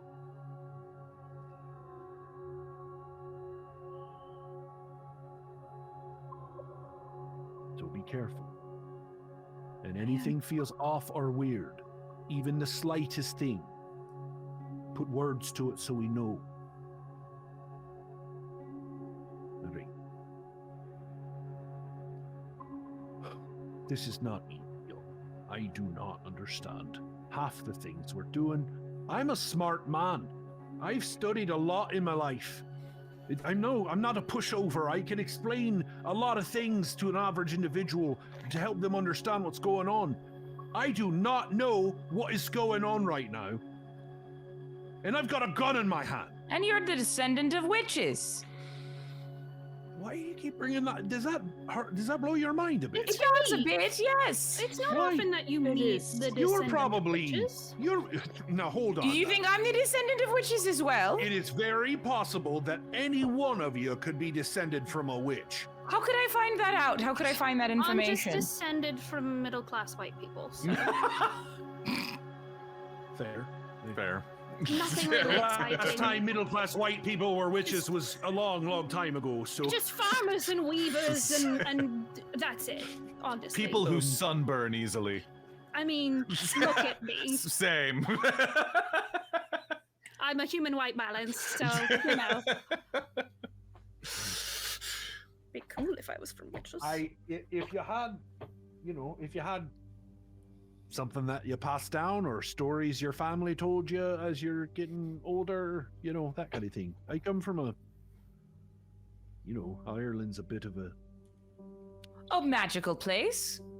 Oh yeah, that was... Yes, literally. The Green Isle, the magical island. And we have fairies. Come on now. So are fairies also real? That one makes me I only excited. assumed. See, that's the part that's really messing with me as we're walking around here. I'm trying to decide what things of the things I was told as a child are real and what are not. And fairies feels like that's real to me. That one It makes me always really has felt excited. real to me. I'm delighted by that one. No, You might not not. like you think. Oh, You maybe no. shouldn't be. Yeah. okay. Yeah. Irish Fae of There's a- lore are not nice. No. They'll turn you into a donkey. They'll make sure that your hands are on backwards. They'll put your nether parts wrong way around. They'll do that. Tie every single hair on your head to the posts of your bed. Yeah. Yeah. They do that kind of thing. They Don't pull you your tell me teeth and I'm replace wrong. them with stones. These are my people. I know these stories. I'm not doubting you in Doesn't the sound very slightest. nice. Lorelei, but even Yeah. so, as I mean, you had turned your mind towards creatures like Yog-Sothoth that, as I said, you'd heard of before. And Mhm. as you're hearing Diarmuid go on about Irish Fae and fairies and sprites and pixies and things of that nature, the thing that always made your blood run cold about these outer demons, these things like that, these boogeymen, is that they don't care for the world of men. They predate good and evil. Mhm. All there is to them is power and knowledge and bugs to be stepped on. And that comes echoing back into your mind. How these things are different from fairy tales of witches.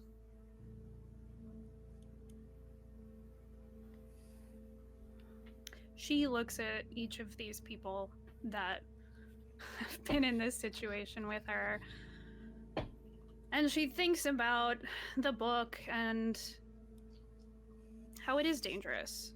The book that she had been reading, the book that's hidden away in a cupboard behind some crackers. And she settles on the fact that she's going to continue reading it because more knowledge means potentially she could protect her friends from whatever's out there. Do we want to look in the master bedroom? I Certainly. don't want to, but we're going to. Yeah. Okay. Yeah. I don't want to be here anymore, to be honest. with a sigh and with a feeling of dread, you open the door into the master bedroom, which is oddly orb. Yes. Yeah. Go ahead. Orb. Just walking around with the orb out. Orb out. Orbs out. Orbs out. Orbs out. Something's out. What rhymes On a with orb? Wednesday. I don't know.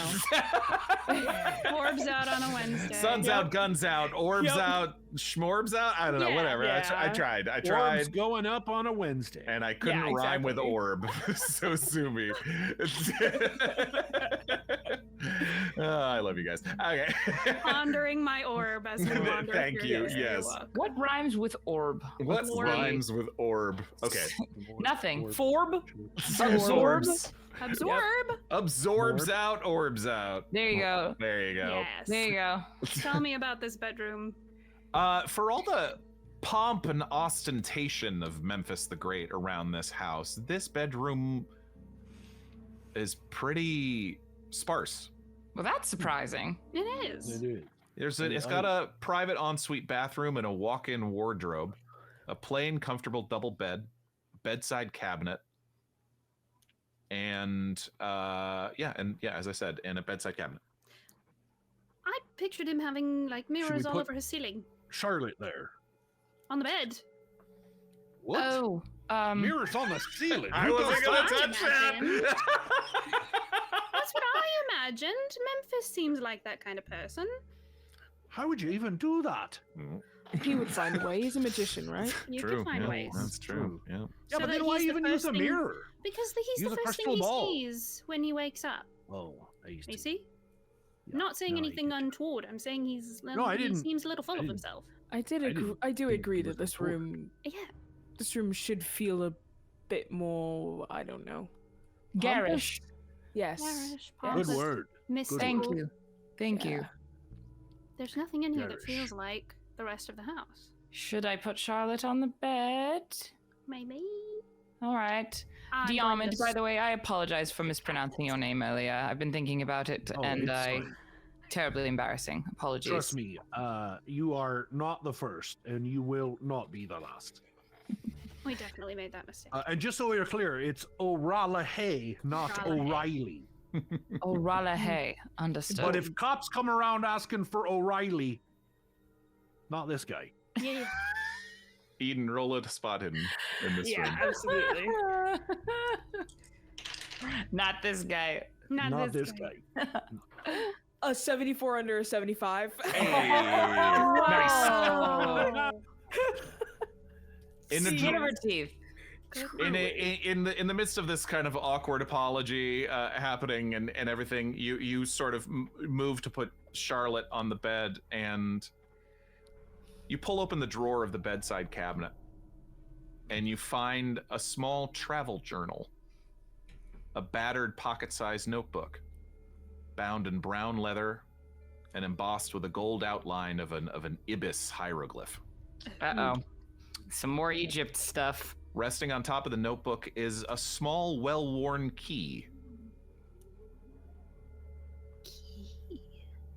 Looks about the size of a door in this house.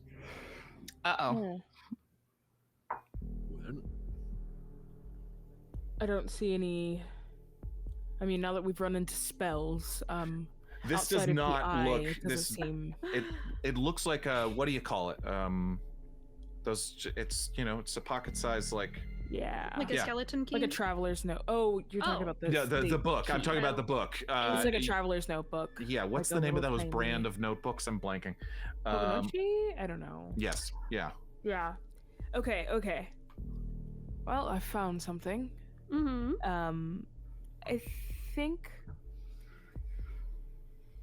Eden hasn't learned a lesson. So Eden will reach in and grab the key, hold it up, and then grab the kind of pocket-sized notebook. Ooh. It seems to be a travel journal, as I said. Yeah. If you just flip to the beginning, it dates back to early 1917. Written in script. It's early 1923 right now. 23. Okay.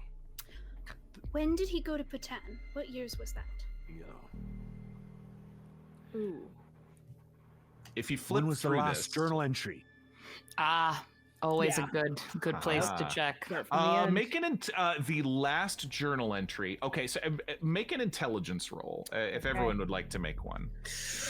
Ooh, here we go. I have Eden. I have a bonus die for you from Dungeon Speedrun, as I believe I said. Yay, okay.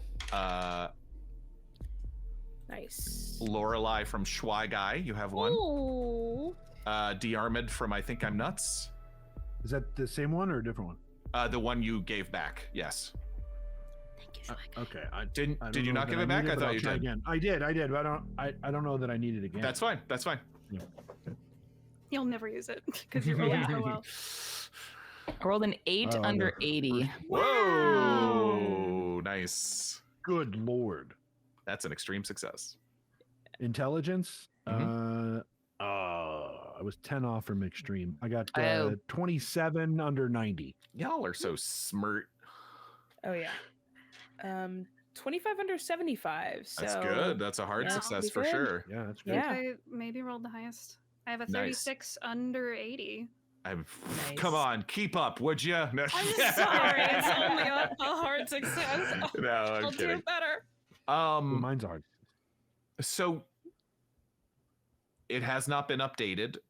The last date was about 2 months ago. This seems to have been here since the time of his disappearance. But with all of your successful intelligence rolls, as you're flipping through it, it seems like Memphis took this thing wherever he went.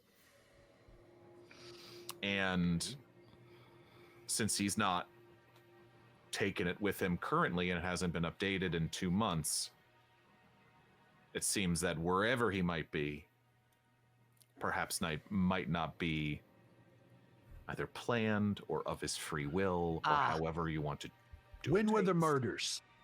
When did those happen? 2 weeks ago. Of the thieves were 2 weeks ago. And he disappeared from the house. About 2 months ago. All right. 7-8 weeks ago, yeah. Eden, will you flip through so we can find when he went to Patan? Because I want to know what he was doing when he was there.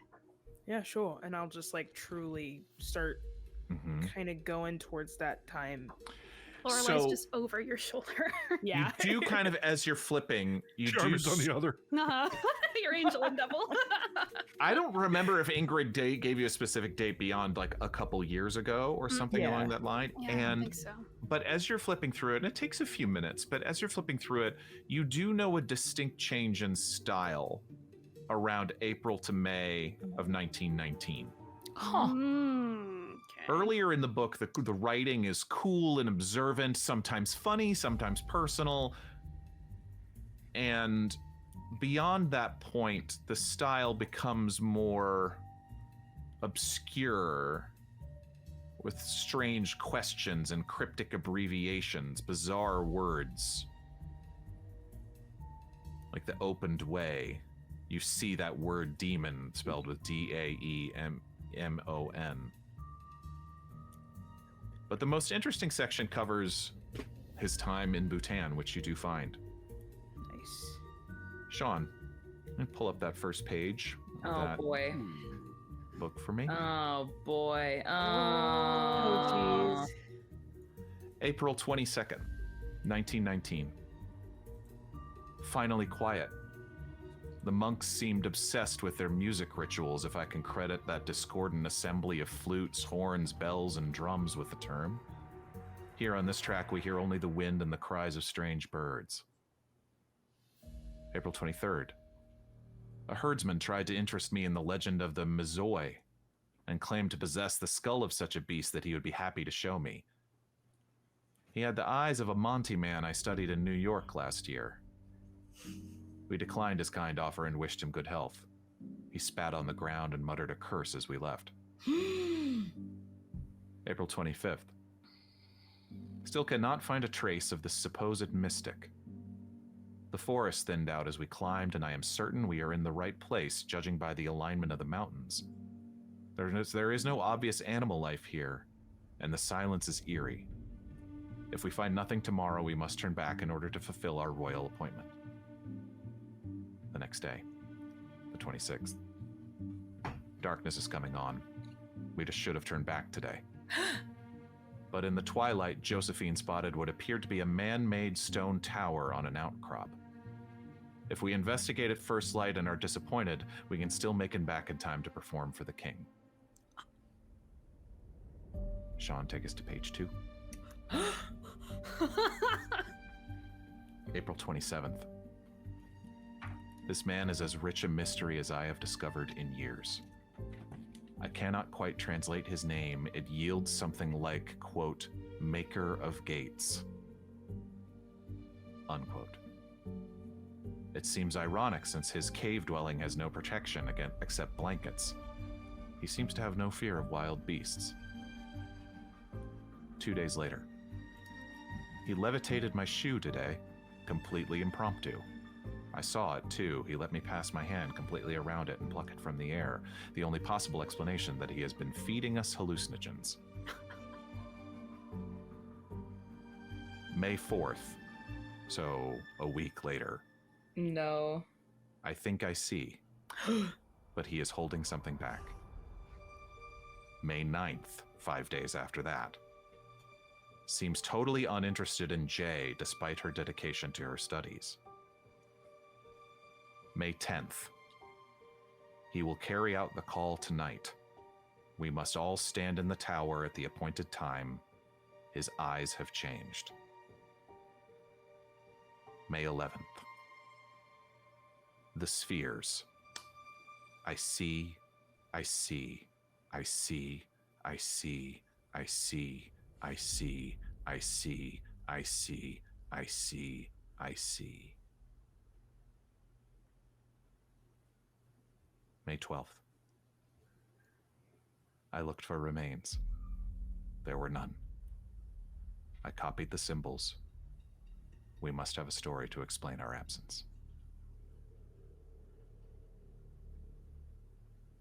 That is the end of what you see as far as his journey to Bhutan.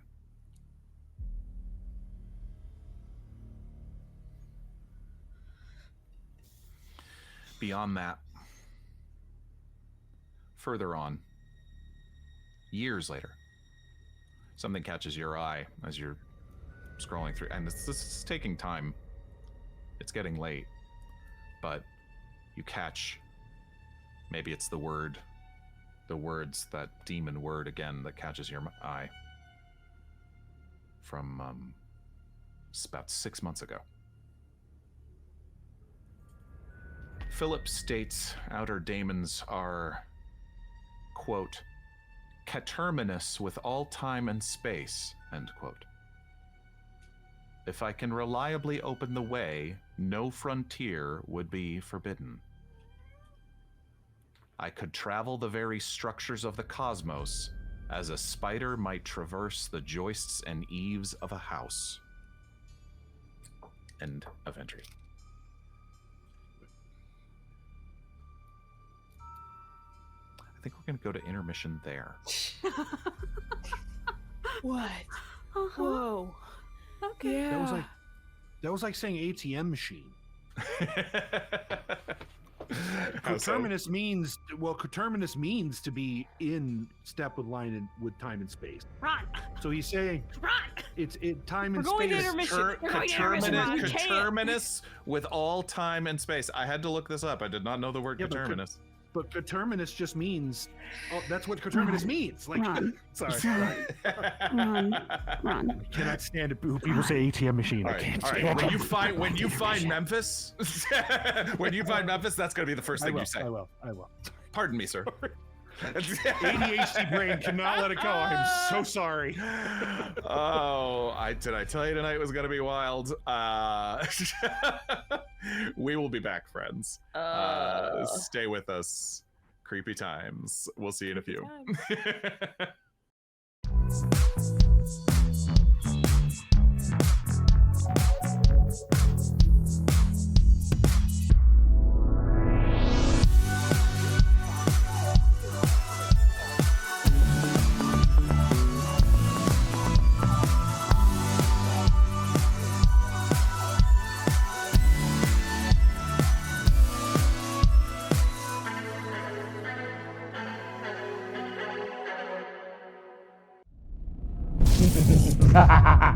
You fools! You'll never defeat me. Now face the wrath. Why is he so hot? What? I think it's just that epic miniature. It's really doing a lot for me, too. Yeah, maybe. But he's also kinda... Silence! As I was saying, face the wrath of my metal army, crafted here in my Eldritch Foundry. Dude, where'd you get all these minis? I'm subscribed to Eldritch Foundry's Eldritch Unlimited with unlimited STL downloads. Now, can we get back to... Eldritch Foundry's amazing! I never thought I'd have the perfect mini for my demon-born, half-elemental, catfolk, warlock, bard multiclass with a bunny wizard familiar, but here she is. Thank you so much for printing her. Yeah. Sure, Jen. No problem. Now face my wrath!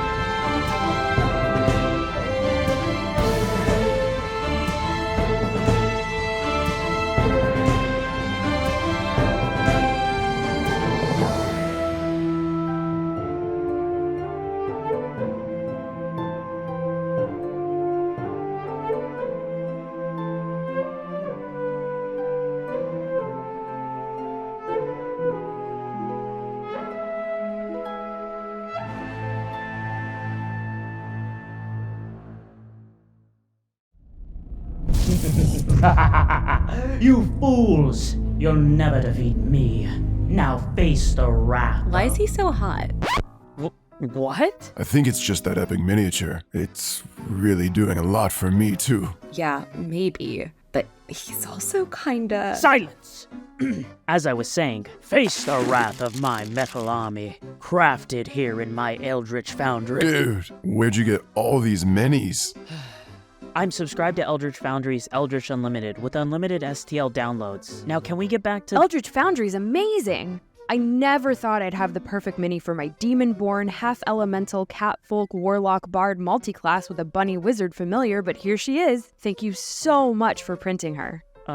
Yeah. Sure, Jen. No problem. Now face my wrath!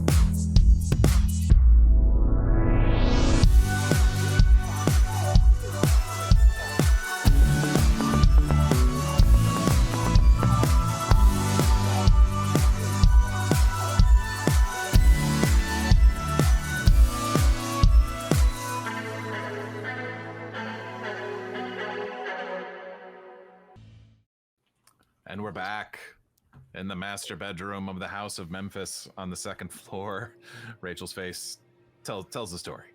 What are you talking about? Everything's fine. Everyone's sort of gathered around this small travel journal, gleaning whatever you can from the thoughts, the private scribblings of this man who has now gone missing and seems to have been up to some very strange stuff.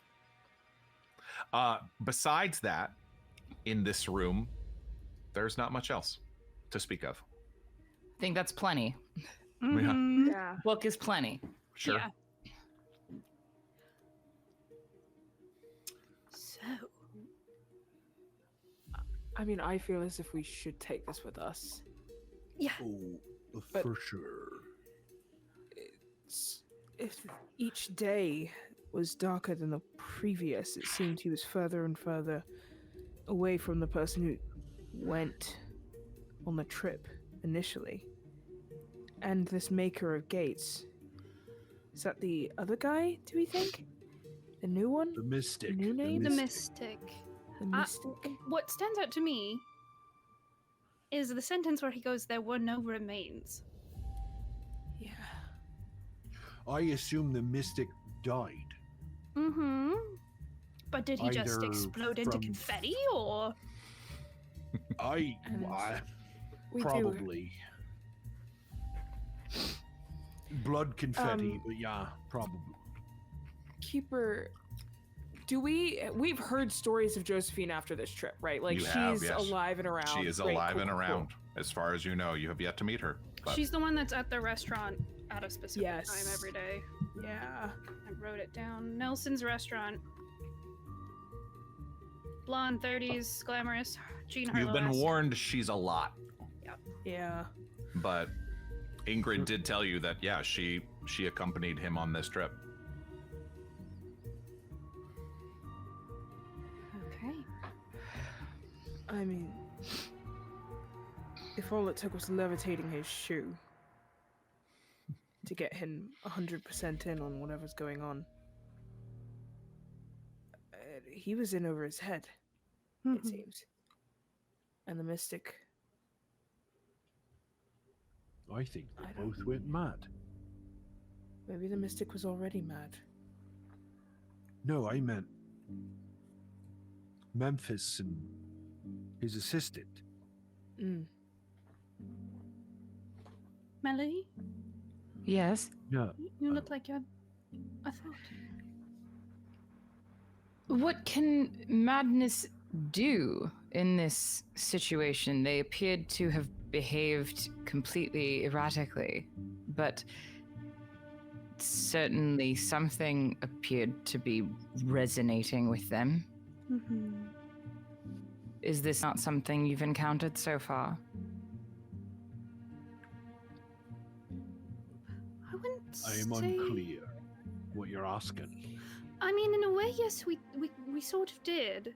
In our previous adventure, we were dealing with two scientists who were looking into ways to go into the beyond, and they did.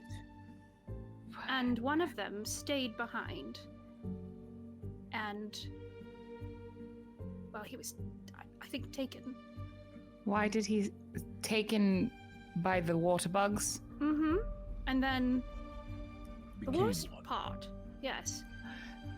Became one? He began to physically change into one, and he was running back to the house where their machine was that opened this rift. I You see guess why we didn't tell you at first, though? It's yes. I guess the thing that I'm still struggling to understand is our world is already so complicated. Why are people trying to make it more so? power. People will do a lot for power. Well, what does the power get you? What is it that it gets you? It If doesn't you've get not- them anything, but they think it will get them ahead in life.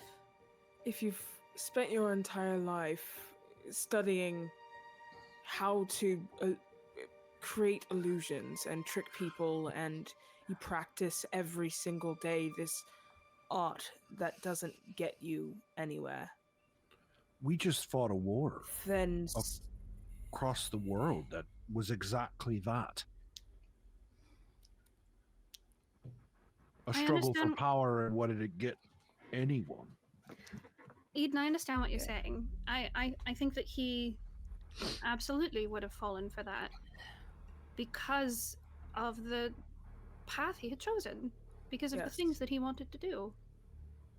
this wouldn't work on a school teacher or a photographer or an antiquarian or anyone who understands that doors that open sometimes cannot close. But It's the That's the age-old trick. story. Why you four?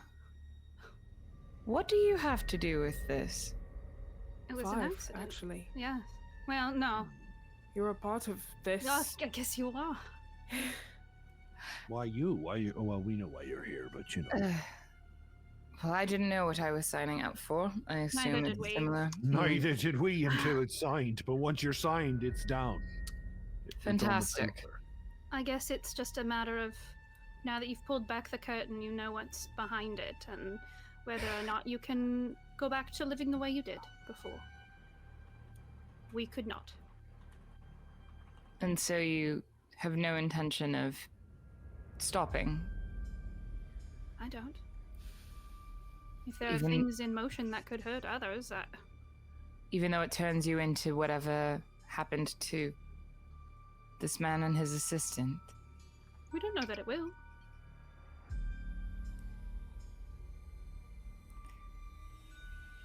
Is knowledge really worth that much? To some, It depends on the knowledge, but I'd say depends. I mean, I would say that we aren't searching for knowledge the same way others are. We're trying to stop all of this. So it must be really bad. I think so. If Yogg-Sothoth is even being remotely written about being real, it's real bad. What does Yogg-Sothoth want?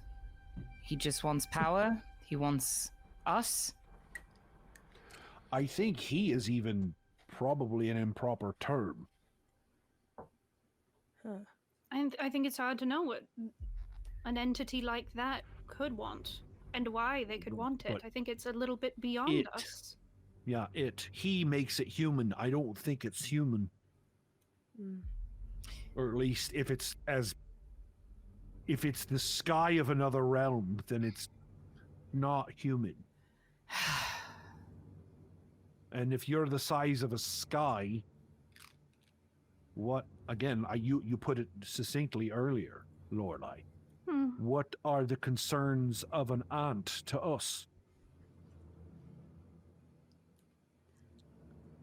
I think it's hard to put human emotions and human guidelines and human limitations to something that is so anti-human, so much further away from what humanity could possibly be. I just feel crazy doing otherwise. Yeah. So the thing that killed the three, including my sister, was what? Some sort of security mechanism? Maybe. Something to stop them from discovering whatever Memphis was presumably up to in this house? Wait, hold on. Eden. Yeah. Read that last passage again. Sure. It wasn't I see. It was the latest one, the one that You was looked for remains, but there were none. Yes. Does you mean the most recent? Yeah. the most recent one, not when he was in Bhutan, the one that the last one. Right. The last one. It says, Phillips states the outer daemons are coterminous with all time and space. If I can reliably open the way, no frontier would be forbidden. I could travel the very structures of the cosmos as a spider might traverse the joists and eaves of a house. Did this sham of a man become the house and kill these people? Or in the house? Is he using the house to kill them? I imagine if he was, he would kill us already. No, I'm saying he literally wrote it down. It's the last thing he wrote down. That he wanted to be a spider crawling in the eaves of a house. I think it's more yes. metaphorical than literal. Oh. No. You think he turned into the house? Well, you're right. It says spider. I thought it said he became the No. eaves of the house. It is metaphorical, but Could the imagery is travel. there.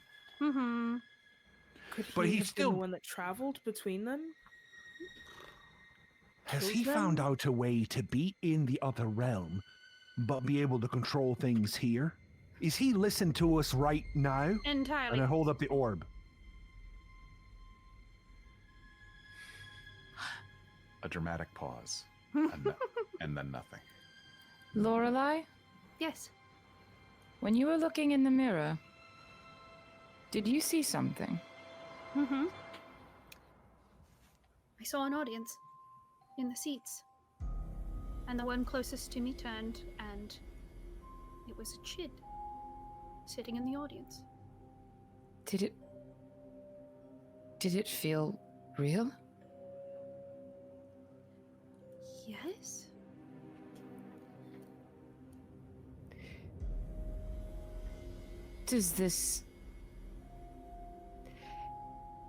Is this house connected to that place permanently?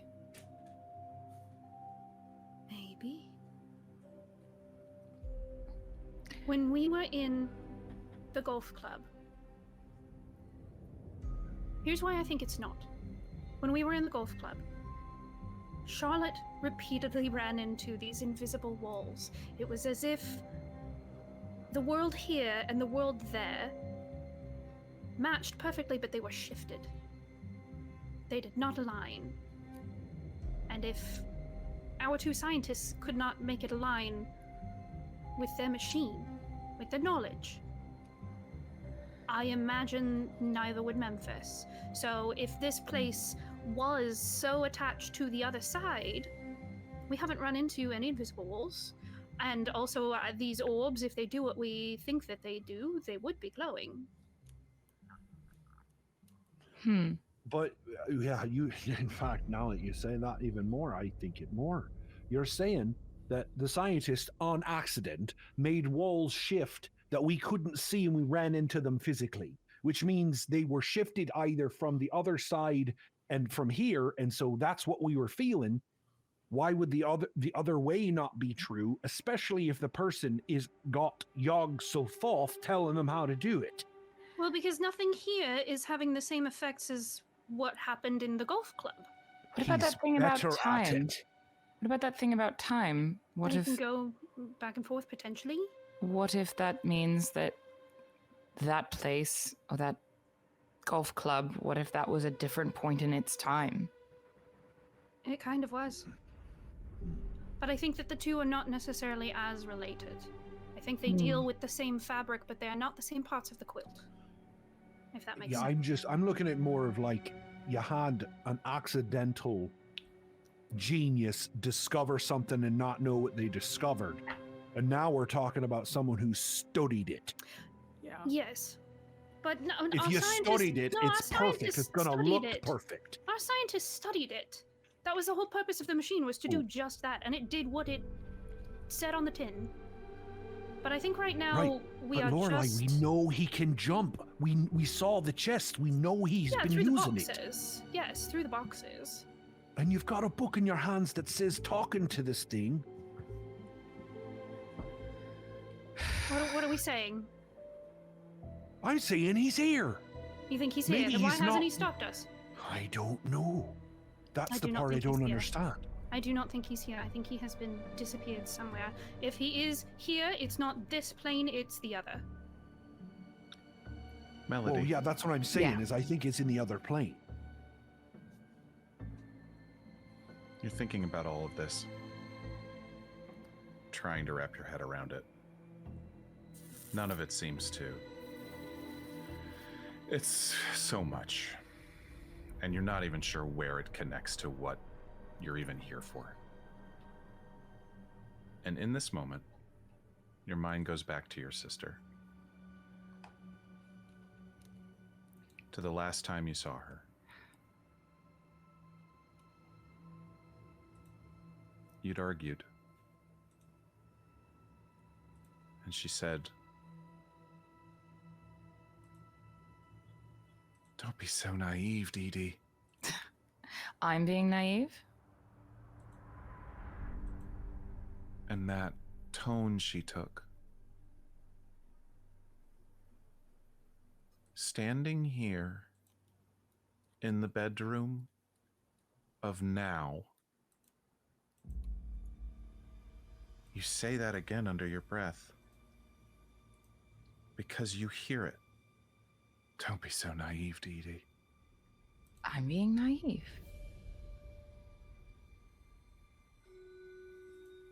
Make a listen roll. Ooh. You have a bonus die. Ooh. Ooh. From Bonuses Schwei- I can just roll. From Schwei Guy, you roll I think twice Schwei guy. and take the lower. Okey-dokey. Ooh. Okay.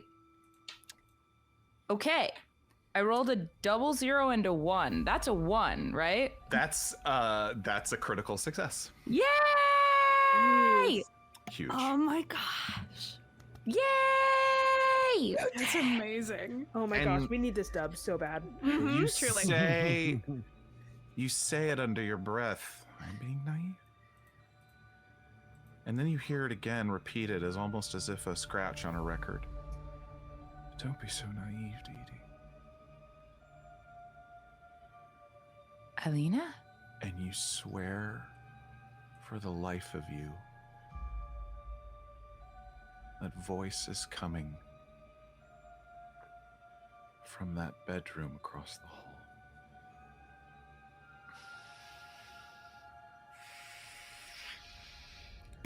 And something in the midst of this argument, in the midst of all this theorizing, in the midst of this trying to put the pieces together, you find yourself just feeling crazy, but very clearly hearing it. Don't be so naive, Dee Dee. I think I hear Alina. And I say that out loud. Your sister? Yes. Where? The bedroom across the hall. Then we go Can to you the not hear bedroom. that? No. No. We go to the bedroom. Come on. All right. And This I'll is- go. Yeah, I'm gonna start heading that way. Important. Maybe this place is haunted. You cross the hallway, and it's that door right there at you first saw when you reached the top of the stairs, or the second floor stairs. It's open. It's unlocked. I think I poke my head in. It's a comfortable bedroom, a guest bedroom, double bed, wardrobe, basic desk. Alina.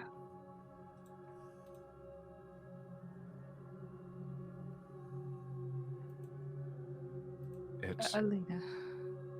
You call out.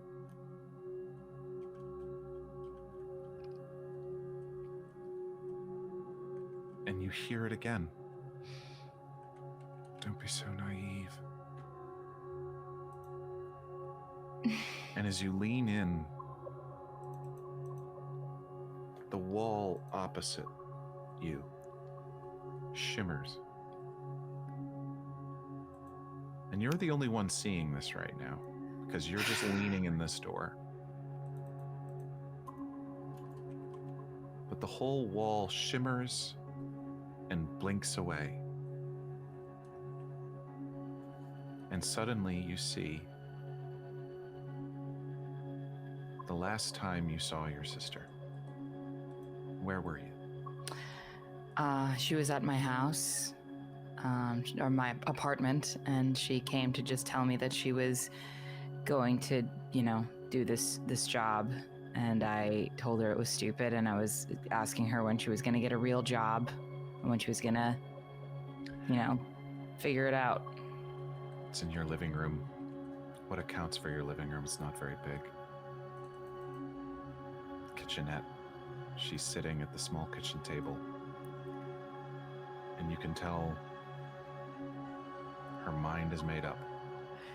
And you're standing there. It's been a long day already for you. But it's so funny. You're looking through and you're not seeing it from your perspective. You see her sitting there. And you see, at first, you see her looking in the other direction. And then you almost gasp because you watch yourself walk in front of the wall and move to sit down across from her. Don't be so naive, Dee Dee. I'm not the one being naive here. You always taught me we needed to do what we could, to make what we could, that no one would help us but us. That's ridiculous. That's not what I was saying. Do you have any idea? You're lucky that you haven't been caught yet. I'm better than you think I am. Of course you don't think I can do it. I know you're capable of doing anything you set your mind to. That's the problem. Is this all that you want to set your mind to, Alina? Don't you want to go to school, or you could work for me? I know it's not ideal, but just until you can figure something out for yourself, for your life. Think about your future, Alina. I just want control. I just want a little bit of control. I understand that, but taking things, it's not how you get control. You have to earn something for yourself. Listen to yourself. What does it feel like watching this now? I think I just want her not to go. And I didn't want her to go even when I thought it was just a crime she could get in trouble for, but now I just want so badly for her not to go, because this is the last time I'm ever going to see her again. There's something about this right now. It doesn't feel like a television. It feels like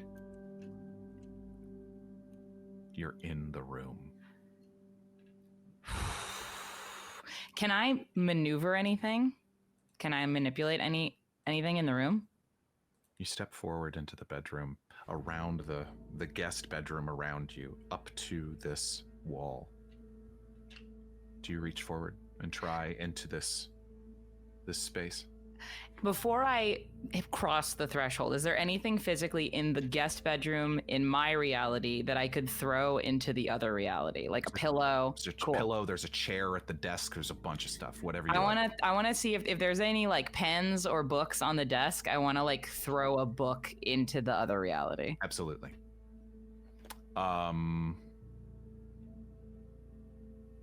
Yeah. So you grab a pen.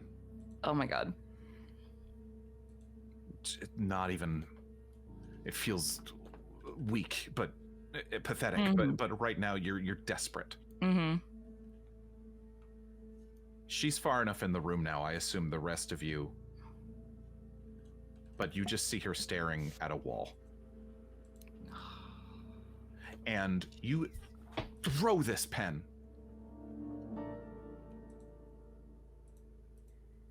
Make a power roll. Oh my god. Yeah. Oh my god. Oh, that is a 96 over 75. There is a spark as the pen flies off. And this you all do see. You see an almost electrical spark. And suddenly the pen sticks into the side wall. Melody? Just to clarify, we heard Melody talking to anyone, or did she say anything? Oh no, I don't know that Melody said anything. I think I will So say she out just loud at this moment, like, don't go! Okay. So she just stood, she opens the door, stands there, and then picks up a pen and throws it at the wall, which then sparks and sticks into the wall. Correct. Got it. And she just cried out, "Don't go." Right. I'm gonna put my hand on her arm very gently. Oof. Melody? Can you not see it? Crazy. You're not crazy? Can you not see it? You could can't see not. it, can you? You can't see it. The one we saw the spark that you just threw the pen and saw, and there's the pen in the wall, but everything else, not sure what you saw. What are you seeing? I'm seeing my sister and myself having the last conversation we had before she died. She shakes her head at this past version of you. Morgan. Yes. Ball. The ball in this moment is glowing. It is not a purple, but it is glowing a light. That murky gray moving mass inside is a soft glow. And in this last moment, as you watch Alina shake her head, I guess I'll have to show you.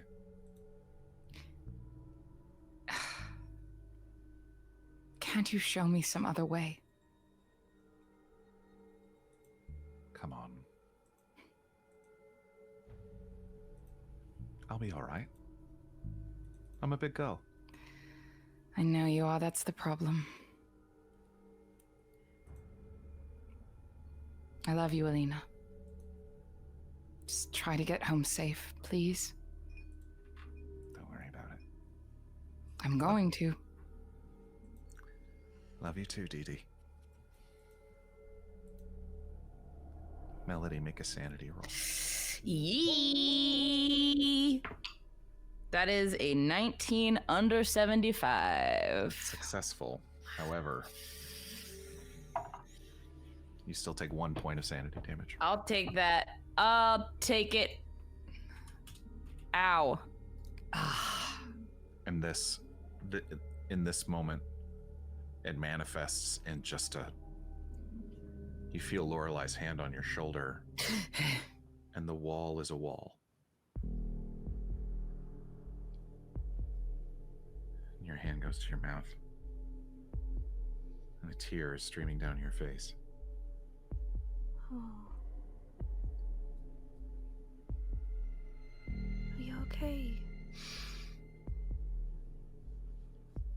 No. No, I'm not. What do you need?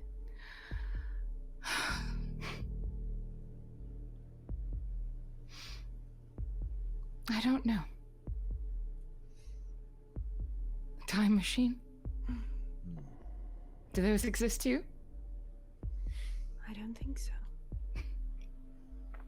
Figures. Do you need to sit here for a minute?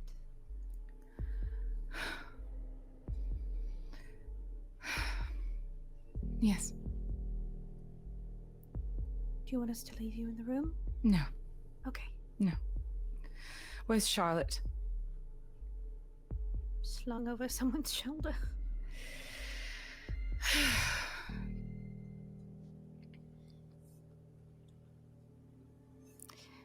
So you couldn't see any of that, could you?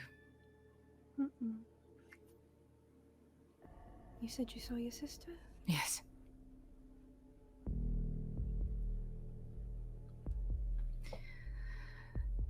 Why would that come to me now? Could be her saying goodbye. Yes. Perhaps.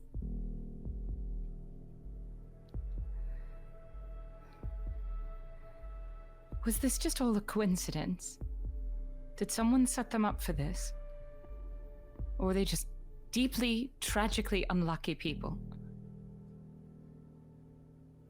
My sister was not an unlucky person. It could be both. But we don't know. We haven't got enough yet.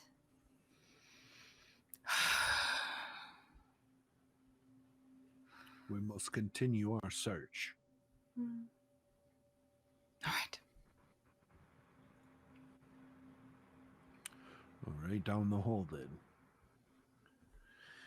Diarmuid, you reach the door that you are able to figure opens out into the gallery of the stage of the theater.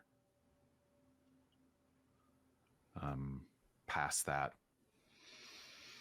the hallway continues on and cuts to the left. Right. Well, we know what's out there. So, there's a door on this hallway? On this left side, yeah, it's a small bathroom, a WC, water closet. If anybody needs to go. I'm not going to the bathroom in this house. I do want to see. I want to go back into the theater and go into that balcony and then. Sure. Just see if anything's changed. You poke your head into the gallery. Once again, the chairs are all folded up and moved and pushed off to one side. So it's an empty space up here in the gallery. Looking down onto the dark stage. Trapdoors are still open, kind of ominously hanging there in the middle of the stage. There's something that feels heavy in here, but you don't see anything. Nothing out of the ordinary or changed. Is the orb glowing at all in here? No. Okay. She just kind of sneers down at the stage and closes the door. Onward? Yes. You round the corner.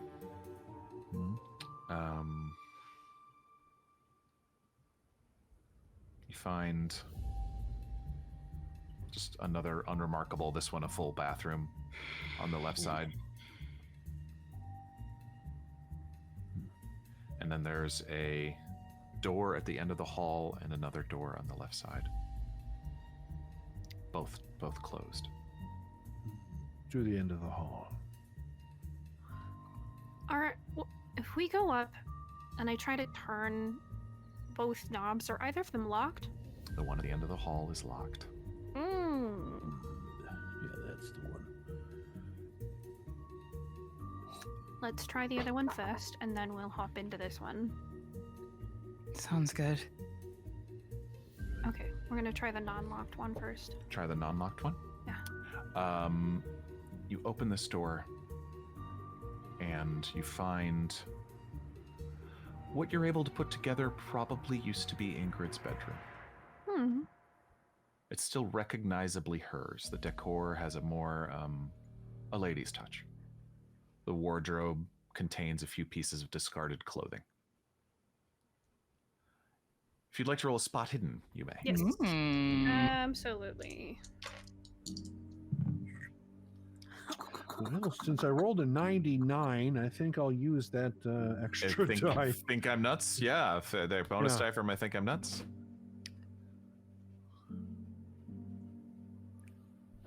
So 47 over 45. Okay. 8 under 60. Hell yeah. 49 over 30. Okay, all right. Well, it's Lorelei, as you're looking around and you're all sort of, as Diarmuid is looking through the wardrobe, you see a small paper-like shape behind the bed of Ingrid's bedroom.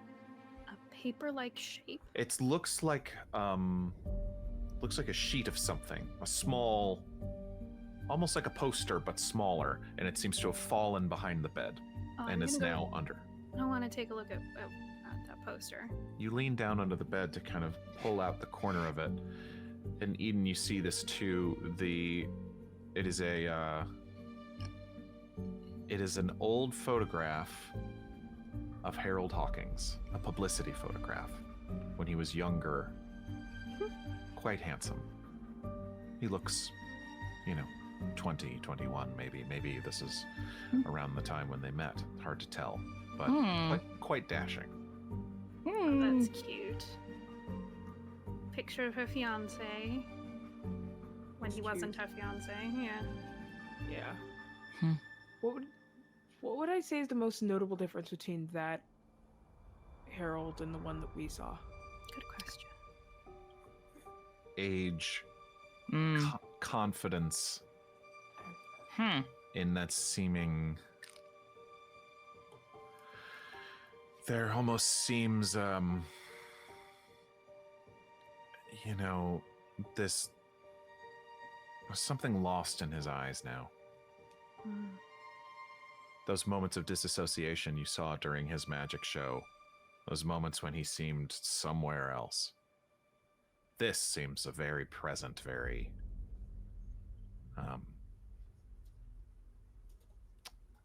cocky young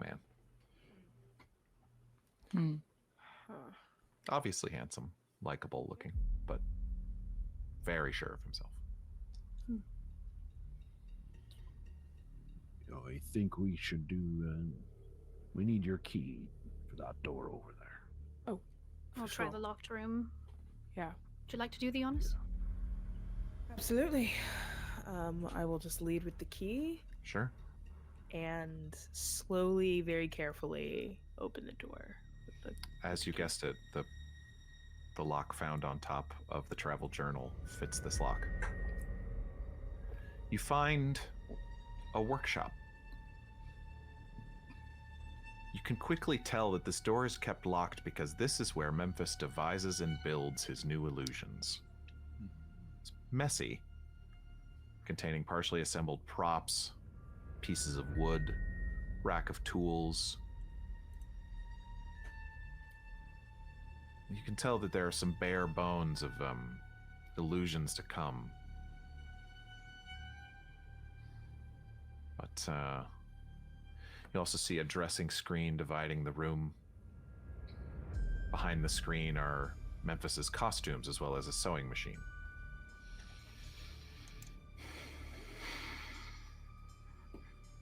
Interesting. If there was a particular, you get the sense as if you could figure, like, for instance, how the miniature guillotine worked. And you could kind of see that, like, a piece of a hidden catch, or, you get the sense of, like, if there was something to be constructed, you you could possibly attempt to do it yourself, or that you could see how it was done. Interesting. Disappointed because we know from the man in the magic shop that Memphis had 4 boxes, and Harold has 2. I was hoping the other 2 would be here.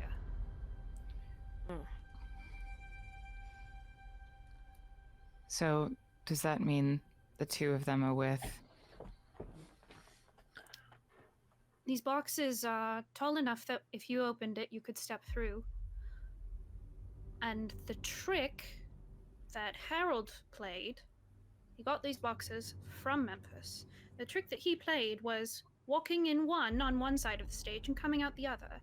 And when I was close enough, I could see the light shining through it, and it reminded me almost exactly of the other side. So we think he's using these 2 boxes to go between them by passing through the other side. Which means there's 2 out there still.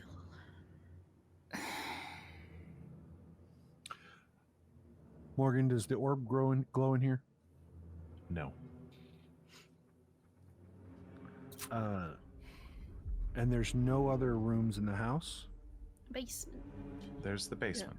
Great. Mm-hmm. Sick. Exactly. Fantastic. Any drawers in here? I mean, yes. It's a lot of tools. It's a lot of mechanical workings. As I said, costume, sewing machine, things of that nature. Okay. As you all start to make your way back down the hallway, Charlotte seems to be enough of herself to be able to stand, but is still not feeling herself. That's easy enough to tell. I'm gonna have my arm in her arm Yeah. as soon as she's able to stand.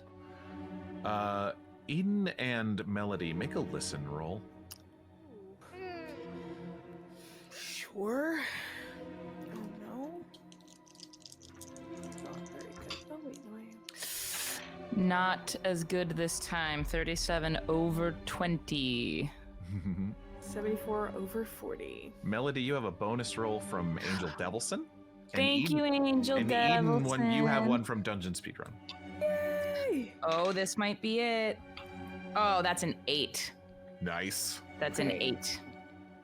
I've got a 44 now, and I will spend 4 of my luck to get it down to 40. So that's a success. Thank you, Angel Devilson. Dungeon speedrun.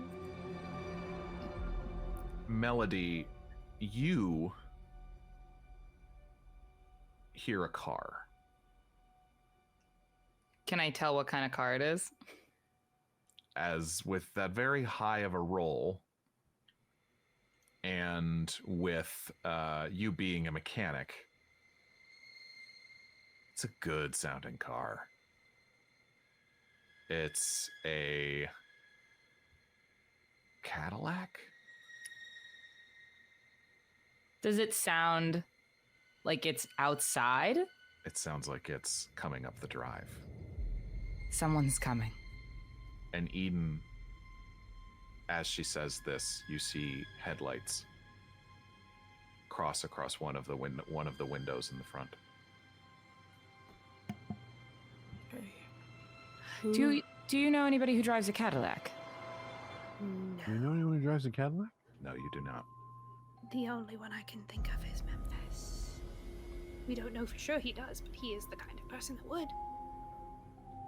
Interesting. I think we turn off any flashlights we had on. Yes. What would be the best room to hide in? The basement. Maybe. Oh, I was going to say the locked one where the key is on our side of the door. Oh, true. I was also going to say the theater just because it's big. They know we're here, though. You think so? Why do you We think have a that? car. We got here by vehicle. Oh. Here's what we do. It's very we watch them from the window, and when they come in the front door, got a gun, and I put it in their face. Okay. It's a pretty good plan, actually. Yeah. I mean, you do have a Tommy gun, so Right. The engine cuts Unless off. it's a. Uh-oh, we should probably figure out who it is. Yeah, I'm gonna go to the nearest window. Yeah. I'm gonna go run down the stairs. Oh my gosh. And I'll stand at the top of the stairs because I have a rifle, I think. You do? Yeah. If you've yes. Okay. I'm gonna get my little Barbie blaster out. Melody, you look out the window and Yeah. you see a Cadillac Type V63 in Egyptian blue. It is nice. Is that like a custom color? You can't just get that off the lot. Definitely not. Definitely not. At least he's on theme. And you see one figure in the car. And the headlights cut off, and it's parked behind Diarmuid's car in the driveway. Oh boy. Mm-hmm. And there seems to be a moment after the car is turned off. Diarmuid, you hear Diarmuid's heavy footsteps, boom, boom, boom, boom, boom, running downstairs. Diarmuid, you get to the front door. We'll say there are side panes of frosted glass. And you see a figure step out of this car. Melody, the figure that you see stepping out of this car, and Lorelei, are you on the second floor with her? Yes, I'm waiting to see if it's a woman. It is. It's Josephine, isn't it? It's a blonde woman. Yeah. Very attractive. Mid-30s. Would you say And- Jean Harlow-esque? Jean Harlow-esque. And Does she all look like the person in the photo, in the posters? in the posters, yes. Oh no. She is coming up the walk. Definitely giving a sideways look, more than a sideways look, a perusal of the car in the driveway as she steps up. Well, you have keys. You were given keys. Yes, You have the right to be here. technically we do. You were I'm given gonna keys. crawl out to the staircase and harsh whisper down to Diarmuid, "It's Josephine." And Diarmuid, as you hear that, I mean, you've already been able to tell that the person coming closer to the house has blonde hair and is a woman. Maybe you can't tell much else behind the frosted glass. But it's not long before you hear a small rattle of keys. I'm gonna unshoulder my gun and put it on the side, and pull out a card from my jacket and open the door before she unlocks it. Okay. So you're hiding your gun, or are you Just putting it on the side. You're not trying to hide it, but No. just that it's down. Right. Okay. That cool, I'm cool. not at her face or it's Yes, on my yes, shoulder. yes. It's not on my person. Okay, Yeah. got it. Yeah. You do that, and thinking very quickly, you've got your card, and you yank it open. Hello. Hi. Can I help you? Diarmuid. Yes, I am an investigator. I've been hired to do some researching here in the house. I'm going to try to fast talk here. Oh, nice. No. Yeah, I'm going to fast talk. Yeah, fast talk. Yeah, I think I'm that better at intimidation, Yeah. but yeah, we're going to Yeah. do fast talk. you have a bonus die from Angel Devilson. Thank you, Angel Devilson. This is a 5, y'all. I got to get a 5, lower than a 5. Come on, baby. You got it. You got that. Come on, baby. Well, the first one was 75. So if I roll a 0, Come on, big 71 points you zero. can do. Jefferson, come on. it was a 1. 15 Oh, over so 5. close. So close. 15 over 5. Oh. Hired over. I've been hired to take a look at it's creepy in here, and I've been hired to look in here, and here's my card, and what has been going on? Oh, Does he just get flustered around pretty much? I'm saying, and I'm trying to make it very obvious that She is very attractive. She is very attractive, and she knows it, brother. And she's just. I know she knows it. She pulls back. Is that for me? Pointing to your card. Yes, so you know that I'm telling you the truth. And she takes it, and she lets her finger kind of drift along your hand as she does. Very impressive. Well, thank you. How'd you get in? I had a key. That makes sense. How Ingrid? How? Hey, Ingrid. We were. You're. Sorry, Josephine Lynch. It's so nice to meet you. And she puts out her hand. In that old-fashioned style of like... Yeah, absolutely. And old-fashioned style. I'll remove my hat, grab her hand, and say, Diarmuid O'Reilly. And I'll give her a kiss on the hand and then put my cap back on. Oh, proper gentleman. Well, she should have told me you were coming. I could have helped to show you around, I guess. Oh, you've been living here? No. Oh. But I just check in on the place. I see. No, I don't. Ingrid know that. Probably not. We don't talk very much. I see. You are aware that some murders happened here? I am, yes. And deeply unfortunate and deeply disturbing. Not only the violence of it all, but the cleaning bills were not terrific. Ooh. I see. I'm sorry, I don't mean to be obtuse. I don't think you're being obtuse. Morgan, what time is it? It's like 10 p.m. probably at this point. It's getting on late. Huh. Why did you... sorry for Brian, investigator. You know, it's part of the thing. It's rather late. Is there a reason you came? Showbiz, I keep odd hours. Fair enough. Is she telling me the truth? Roll me a psychology roll, yeah. Not the greatest at this either, y'all. You got this. All right. I can see this from the stairs, right? I think you could all probably hear the voices at this point, and I will say the four of you are at the top of the stairs, kind of looking down, but have yet to show yourself from what I can see. Absolutely. All right, I got 14 over 10, but I'll spend the 4. Do it. Nice. We needed this. Morgan, while this is happening, I'm gonna hide the book in my coat or somewhere. The Book of or Eibon. like under my skirt somewhere. Roll me a stealth roll. Great. You know what? Actually, funny. I'm great at stealth.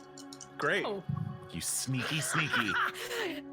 So my stealth is a 65, and I got an 11. Hell yeah. Hey, oh, you feel like that book is tucked into away. Pocket dimension. That's correct. Your bag of holding. Wait, what? Yes. Okay, for the psychology roll, Diarmuid, a successful psychology roll. I'm stressed. Yeah, I'm stressed. You don't get the sense that she was all that surprised to see you. Uh-oh. Okay.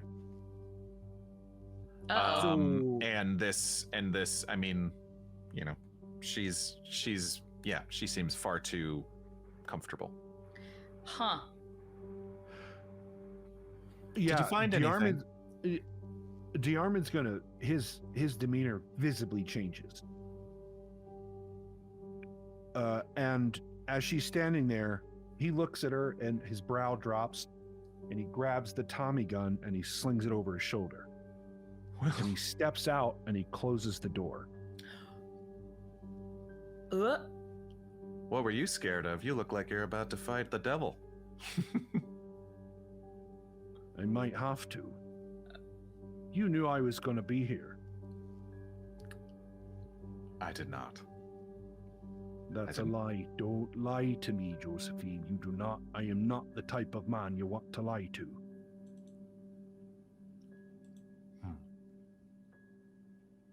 You're very attractive and it's very hard to concentrate, but when I'm lied to and I'm treated like an idiot, it doesn't matter what you look like.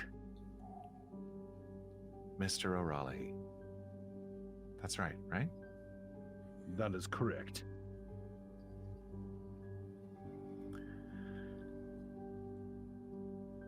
I keep an eye on the house for my friend, who is out of town at the moment. But he should be back before long. The neighbors have been instructed to let me know when there are people poking around, and I was told there were people coming.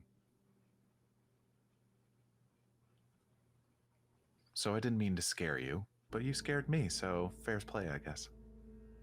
Indeed. If you like, we can go discuss it over a coffee or a cocktail.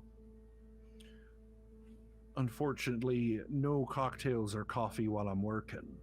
And, no offense, lady. You're a bit of a distraction. And I wink at her. It's not the worst thing I've been called. So, now that you know the house is fine, might I ask you...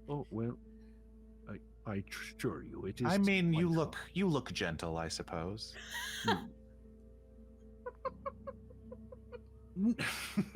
I'll even smile. She got me on that one. I'll smile at her on that one. You're quite charming. Thank you. You're not so bad yourself. I appreciate you. That accent, I don't run into it often.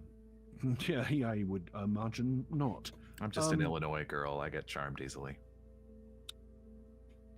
Josephine, it is impossible for me to do this investigation and keep it impartial if you're here. Okay, I think I get it. What exactly are you looking for? Are you looking for Memphis? Well, no. Not looking for Memphis. We're looking to try to understand whether what has happened in the house works with what the police think happened in the house. I mean, I suppose it's it's Ingrid's family house after all. It does still belong to her father, but be my guest. I can't stop you. Thank you. I appreciate your assistance in this matter. And perhaps you can, if you're still interested in that coffee or cocktail in the next day or two, you've got my card. I've got your card. You do. Do be careful in there, though. Memphis is quite particular. I'm careful wherever I go. Make sure to keep everything where it... Place for everything in its place. He's one of those people. Understood. Okay. Diarmuid O'Raleigh, it was a pleasure. It was a pleasure. Drive safe. Love your car. It's a loaner, really. I just take care of it. You watch her slink away. You hate to see her go, but you hate to watch her leave. As she knows exactly what she looks like as she walks away from you. Of course, yeah. Right. And slips into the car. And again, yeah, you're impressed by this Cadillac vehicle. You're even able to tell this close that the hood ornament is a hang on, what is it exactly? It's a oh boy. Dang it, where is that? Gonna be some special ancient. It's a sun-crested falcon. It looks Egyptian in nature. More Egypt. It's a custom hood ornament. The Egypt is Egypting. The god of the sun, it's Ra. As she drives away, Diarmuid will walk back into the house and close the door. She's gone. I like poke over the top of the stairs. Hello? Hello. What happened? You shut the door. I did. She tried to lie to me, and I caught her in it and pressured her to leave. Okay, but you were on the other side of the door where we could not hear you. What happened? Okay. Oh, she offered a drink, or she offered a coffee or a cocktail, which was rather flattering, honestly, and she's a wonderful charmer. And boy, I could not stop looking at her. But she knows it, which is not my type, but you know, she does seem smart, though. She definitely understood that I was already here, and I guess she's got neighbors checking in on the place. But I told her we were making sure that the police report about the murders was accurate. Has the car driven away? Third-party investigated. The car has driven away, yes. Slowly, it's still probably making its way back down the driveway at like 5 miles an hour, you know, pulling away. I don't trust her. Oh, I don't either. It's why I said her go. That's why I had her leave. Okay. So she said something, again, I'm just gonna say it out loud. I'm pretty sure Memphis is in this house somewhere. You think so? I think so. Yeah. Basement? Well, Say. she seemed to think that he was still around somewhere, that he'd left, but his journal's still here, and we read that journal, and it is he takes it with him wherever he goes, so we know he's not gone. Right. So either he's dead and buried somewhere. I was gonna say, someone did this. Cask of Amontillado situation. Ooh. A what? Cask of Amontillado.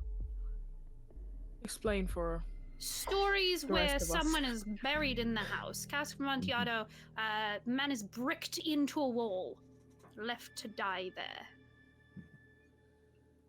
as punishment or Telltale Heart written by now? Probably. Telltale Heart, yeah, I think that'd be. It's 1919, right? Yeah, it's earlier. Yeah. It is 1923 actually right now. Yeah, let's when see. Telltale Heart was written, it was. That was. Yeah. He died in 1849. It's Yeah. been Yeah, it was yeah, 1800. yeah, for sure. Yeah. Yeah, Telltale Heart. There, that one. It's a good one too. 1843. Yeah. Same concept. But maybe literal. Maybe he just. Well, no, he's a magician. I don't think he Well, he does keep a library. We didn't open the boxes. Which What boxes? The boxes. There were two. No, those boxes that Lorelei was talking about are actually not here. Oh, they're not gotcha. Okay. They are a part of Gotcha. Harold Hawking's stage show. Gotcha. I assume, are we having this conversation about Edgar Allan Poe as we head down to the basement? Yeah, I Yes. hate to say it, but I feel we must. It's the go only to the room we basement. have not been in. And I don't want to go to the basement, to be clear. I don't want to go there. But we must go there, but I don't want to, is what I'm saying. I'll go I first. can No. stand We're it. all I was going gonna to the say, basement. I'll I'm do just saying for the record that I'm not excited about the fact that we must go to the basement. Eden and I can be front guard. We don't mind. No, it's I quite all right. also We're all don't want going to to be the in the basement. Oh, okay, So- never mind. the Diarmuid? basement is unfortunately happening. You want to be front guard with me? I'll be front guard. We're going to the basement. Okay. Okay. I'll stand here at the top of the stairs of the basement and be the rear guard. I've been in an underground facility I and know, almost I died know. before, so I don't necessarily want It's to be underground. understandable. I'll go first. I'll open go the basement second door. or next to you. You're all There's having room. this conversation about filing order, and as you stand at the top of the stairs in the kitchen in the center of this house. What do And we think we will find down there? I can't even conjecture at this point. What could I possibly think is down there? It could be whatever. Mm-hmm. Sorry, continue, Morgan. looks like a chilly, dark space, and you can't see anything from the top of the stairs. Flashlight. that hot. Turning my flashlight on, and I have the orb out. Okay. I will turn back to Diarmuid. Is the basement anywhere close to the front door? Like, could he turn around and glance out and make sure she's gone? You would have a view of the front door from the, but it's like 20 feet away ish. Maybe 30 feet from the front door. So you, I mean, could look out a window. You don't see anything. Okay. The closer would be like Right. the kitchen window onto the side of the house, out the side of the house. Gotcha. Stick something in the door jam so it can't be locked behind us. That's true. Well, I'm Dion staying is here at the staying top of the front, yeah. or I'm at not the gonna top let of the it. stairs.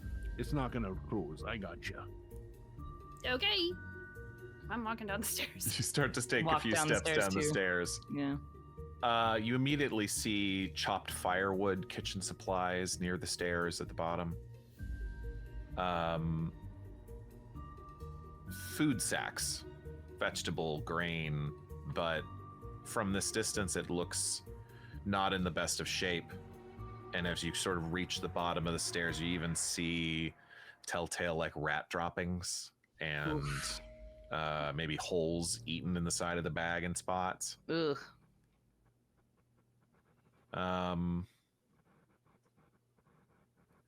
There's a couple chests and trunks gathered on the opposite side of the basement. There's not at first glance anything that suspicious down here. Lorelei is scared, and when Lorelei is scared, she goes fast. She gets speed to get it over with. Sure. So she's just very quickly gonna start going through stuff, going through cabinets and boxes and everything, just like muttering to herself and get it done, get it done, get it done, and then we get out. You, as you're looking through things, you're finding old props from the early days of Schwartz's pre-Memphis career. So these do not have Egyptian stylings of any kind. Trick canes, a small hat box, you know, possibly where one might hide a rabbit, you know, things of that nature. It all seems rather cheap and quaint and harmless compared to the man who owns the house above. Flaking paint, and the wood is rotten in places. That's really all of what you find down here. Food sacks and old things. Great. Because of our last experience in a basement, Mm. I'm gonna go around knocking on all the walls. If you'd like to roll a spot hidden, you may. Yes, absolutely. Oh no, she's knocking. No. Oh no. They're a secret place. That's a 26 under. You have a 60. Okay, I was going to say you had a bonus die if you want to use it, but that's a hard success. Yes. With the hard success, yeah, Melody, hold on. you watch as Lorelei is very quickly like just kind of okay, nothing, and then yeah, she definitely spends a lot of time under the stairs, knocking, like looking, Yep. you know, and Secret passage. finding nothing. Good. Great. That's great. Nothing in the basement Fantastic. that I can see, and the orb hasn't glowed once. No. Great. Okay. Okay, you start heading back up the stairs. Oh, so everything's good down there. It appears so. Can I just stop and take a listen in the basement, Sure. Good idea. Good roll idea. me a listen roll. just in case? Actually, Melody and Eden, Yeah. all roll me a listen roll. Okay. I have an extra dice I can use. You do. You have Great. from Schwagai. Thank you, Shy Guy. So it's not a 77 anymore. Yeah, it's a 17 under, what is it, 30, 35, 30 something? Nice. 35, 7. Wow, Eden, you have one from Angel Devilson. right on the Nice, perfect. Because I got a 63, so hard to let's tell. hope. Yeah. Okay. I've got a 43 over 40, so I will spend the 2. Great. You listen for a moment, Lorelei, and are just kind of no hums, You think you hear maybe the distant sounds of parts of London from far off. Like a tick or a knock in the wood. But Eden, you hear something else. You hear nothing at first. And then you hear the lapping of waves against the side of a boat.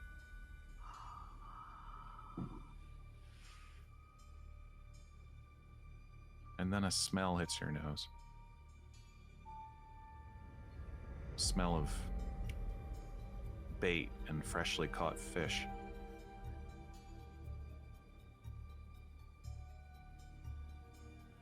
And it's weird because as you're facing the stairs and looking up the dark stairs at Diarmuid,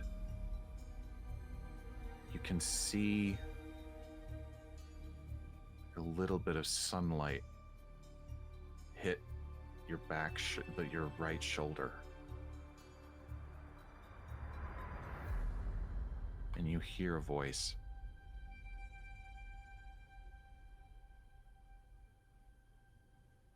Think we'll catch anything today, Eden?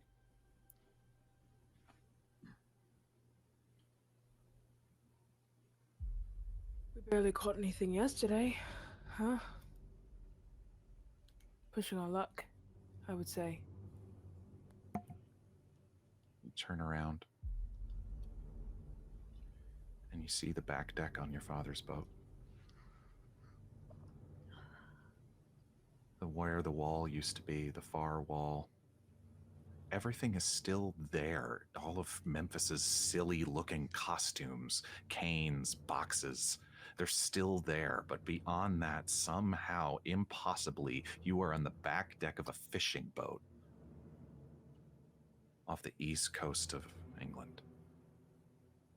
On a hazy afternoon you remember all too well. This was the last time you saw your father.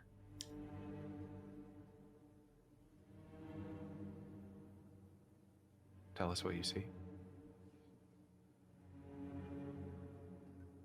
No. No. What timing? No. Okay. Tell me what you see. I see. It is the deck, but it's bobbing. It's not still. Even though the water is not choppy, it's not disturbed. There's just this like slight lull. I see a man, shoulders long and broad like mine. Has a fisherman's cap on to cover twisted, like short black hair that I twisted for him. Underneath the cap, I think I see, like you said, that ray of sun. I hear birds off in the distance. I can smell the salt, I can smell the fish. But his back is turned to me. His back is turned to you in this moment, and then also, so strangely, you realize you see yourself. Yourself younger, years younger. Feet up, lazily tending to your rod that's hanging off the side of the boat.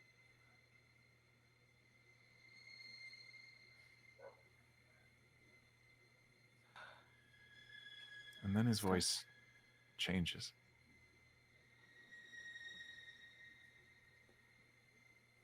What's that? You see that off in the distance? No. There is nothing. Something adrift.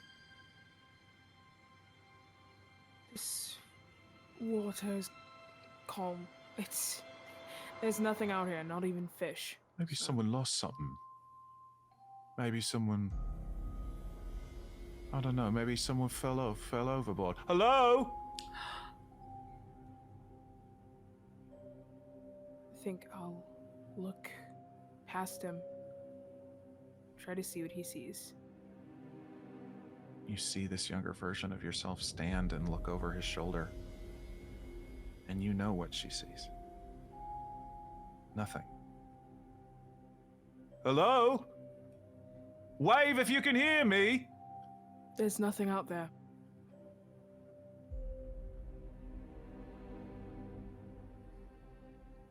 There is nothing.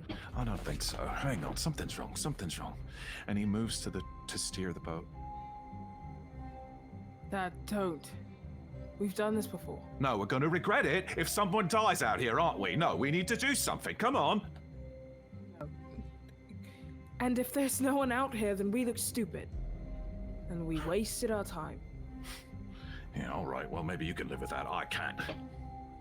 And you watch as the younger version of you almost falls off the side as he turns the boat sharply. Oh my God.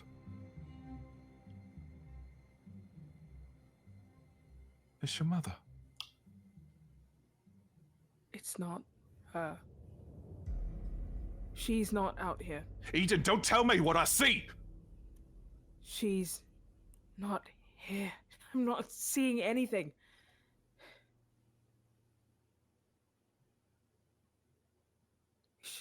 We should go home.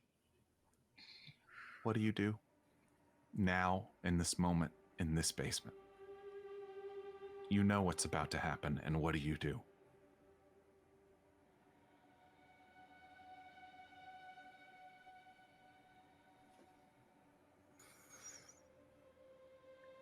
I leap for him.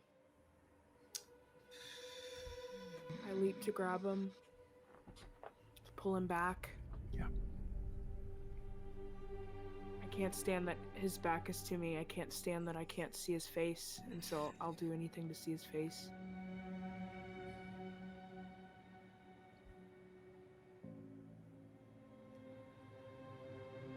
Lorelei and Melody.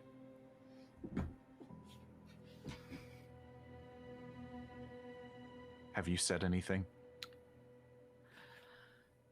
It's I don't know that happening, you Eden. have.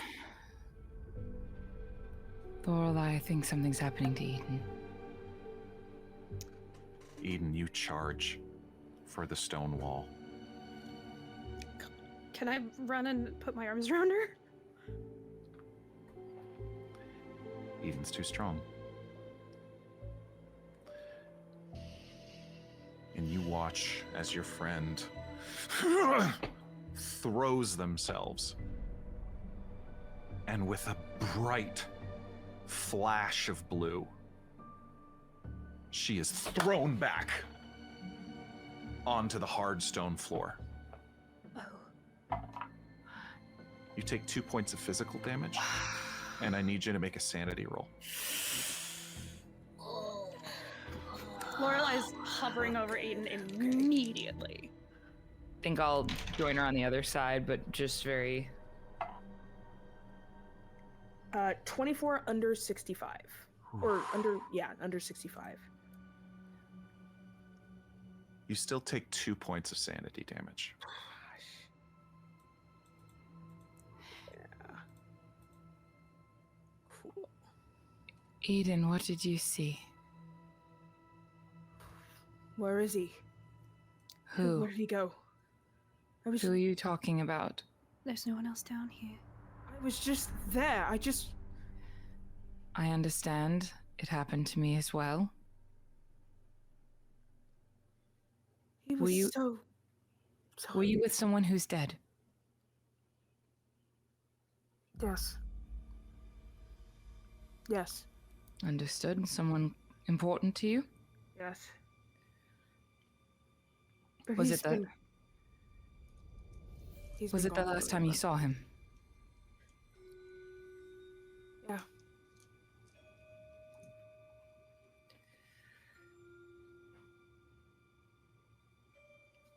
Are you all right? No. I understand. And as you all three stand, and Diarmuid, you feel it too. You gathered around each other in this basement. There is a feeling suddenly of hot air blowing across your faces. First in one direction, and then pulled back the other. Enough to make your hair, Lorelei, go fly in front of your face. Like something immense is breathing. And watching you. And that's where we're going to stop for tonight.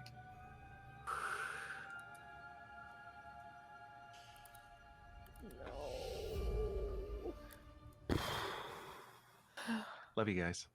Love you. Love you, Morgan. Love you, Morgan. We learned a little too much. Too much knowledge. Yeah. And to I have think about, another I guess. book to read. Wow. So much fun. Your At the TBR end. list is long, expansive. Boy, hard right turn at the end of every episode. we read the names of certain higher level patrons in the styles of their choosing. In the styles of their suggestions. And tonight we have some good suggestions. Let's everybody take a breath. I can't. Oh.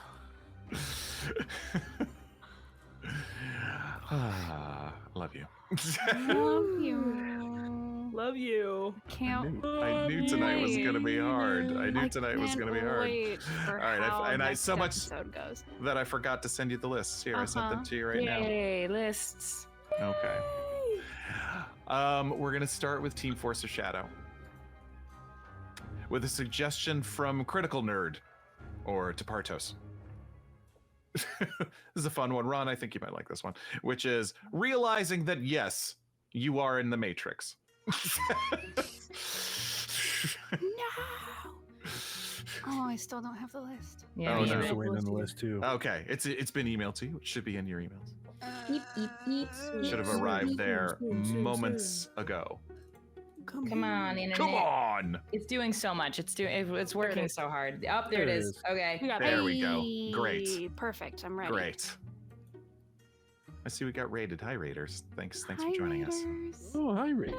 Hey, Raiders. Okay. What was the The style of our again? choosing, realizing that yes, you are in the Matrix. So if you're new to our show, we do this at the end of every episode, and when we're doing Call of Cthulhu, it gets difficult because it gets pretty messy in here sometimes. No, we're keeping it light. I think I'm nuts because I'm pretty sure that guy over there who's wearing the trench coat The Black and the Hikari? sunglasses Mhm. calls himself the Black Hikari and he bent a spoon. Yeah, no, I'm pretty sure you're right. And the last time I went and talked to the Black Hikari, they gave me a fail waffle, and after I ate that, you guys. In front of you, I have two pills. One Who is are a you? gateway guy, and one is Idaho Judd. Who You is can this? choose to take the gateway guy Is he talking to us and right go on now? living just as you did. What Or- flavor is the gateway guy? He took Lexi. Oh my god. Well, the Idaho Judd is very clearly tastes like a potato. I Potato, think we yeah, can all yeah. no. Yeah, I would have assumed. Yeah. The gateway guy tastes like destiny. Well, no, but what does that I taste kind of like? like potatoes. I know abracadabra. You are the one. I'm going back to the makers. That's What Team if I Force of don't wanna Shadow. Too bad. Damn it. You can't hide. That's what it means to be Potatoes chosen. taste like destiny. Oh my goodness gracious. Thank you, Team Force of Shadow. And for Team Force of Light, we have a suggestion from Idaho Judd, as a matter of fact. I just mentioned this earlier in the episode. From Team Force of Light, the suggestion is an adventuring party trapped inside their own bag of holding. All right. I don't know how this happened, but I think we can figure this out. Okay. I think we can find our way back to the lid. I think it's left of the Festive Life Preserver. Why did we put that in here in the first place? Because it only comes out once a year for Festive Light Preservers Day, and the rest of the time I just don't really know what to do with it, so I leave it in here because it's a holiday thing. It doesn't fit in a generic storage department, okay? Like Ron, take this potion of Angel Devil Cinnamon to help you breathe down here. Here. Jeez. You good? I do think that there is nothing in the Book of Fenderil that can really help us in this situation, so I'm afraid. Not even my poster of City Racing Girl. Oh, I love City Racing I did Girl. too. Such a Does good play. anyone have a sending stone so that we can talk to the Ghostbusters Quick Response Unit? Maybe They would be can... so helpful right now. Right? That's what I thought. Guys, I found where we put all the gems. It's just jewels in here. Oh my God! I knew we had so many more jewels. We got those in Braba right after we saved the Duke of Tuo mask. Yeah. They were hiding behind the dungeon He was speed unbearably loquacious. He though. really was. Loquacious. He really was. All right, maybe Anyways, if we all run really like do a dungeon speed run, run, all five of us right at it. Right maybe at it. that'll Just explode launch us out. All right. What could possibly go Also, wrong? you know, we've been in here for a while, but why is the person that we're always facing called City Racing Girl? I never understood that that's her name as a villain. That's how we got her poster. Yeah, that's how we got the poster. She's kind of like an all-in sort It's of. like a thing. wanted poster. Yeah. We love her, but we don't hate like her. her. I don't, You know, that's just I just hate her. I don't really know. She's an acquired taste. She really I is. find it easier to hate someone if you know absolutely nothing. Sure. So true, bestie. Thank you, Team Force of Light. Oh my goodness. This episode was a doozy, as I thought it might be, but not even I knew. Thank you so much, friends. We are taking next week off, but be on the lookout. This will be posted on YouTube and podcast this Friday. Catch up on our older episodes. Find out all that stuff that happened in Scotland. It was pretty weird. But we're going to have some more updates coming real soon. Also be on the lookout for more updates about our show coming up at San Diego Comic-Con, which is we will be doing a show on Saturday at San Diego Comic-Con. So we hope to see you there. Patreon.com/adungeonrun. Thank you, friends. If there's nothing else, humankind. Oh, wait. If you're in Vegas this weekend, see Mayanna at MagicCon. Thank you. Yes, we're doing a panel with Story Quest on Friday at like 5 p.m. So stay if you're in the Vegas, air conditioning with Mayanna Berrin. come hang and watch me do a one-shot in 90 minutes. Oh, they're fun. MagicCon in Vegas, Mayanna Berrin and the Story Quest team. They're lovely people. Thank you. Anyway, where was I? Humankind. Be both. Love you. Mwah.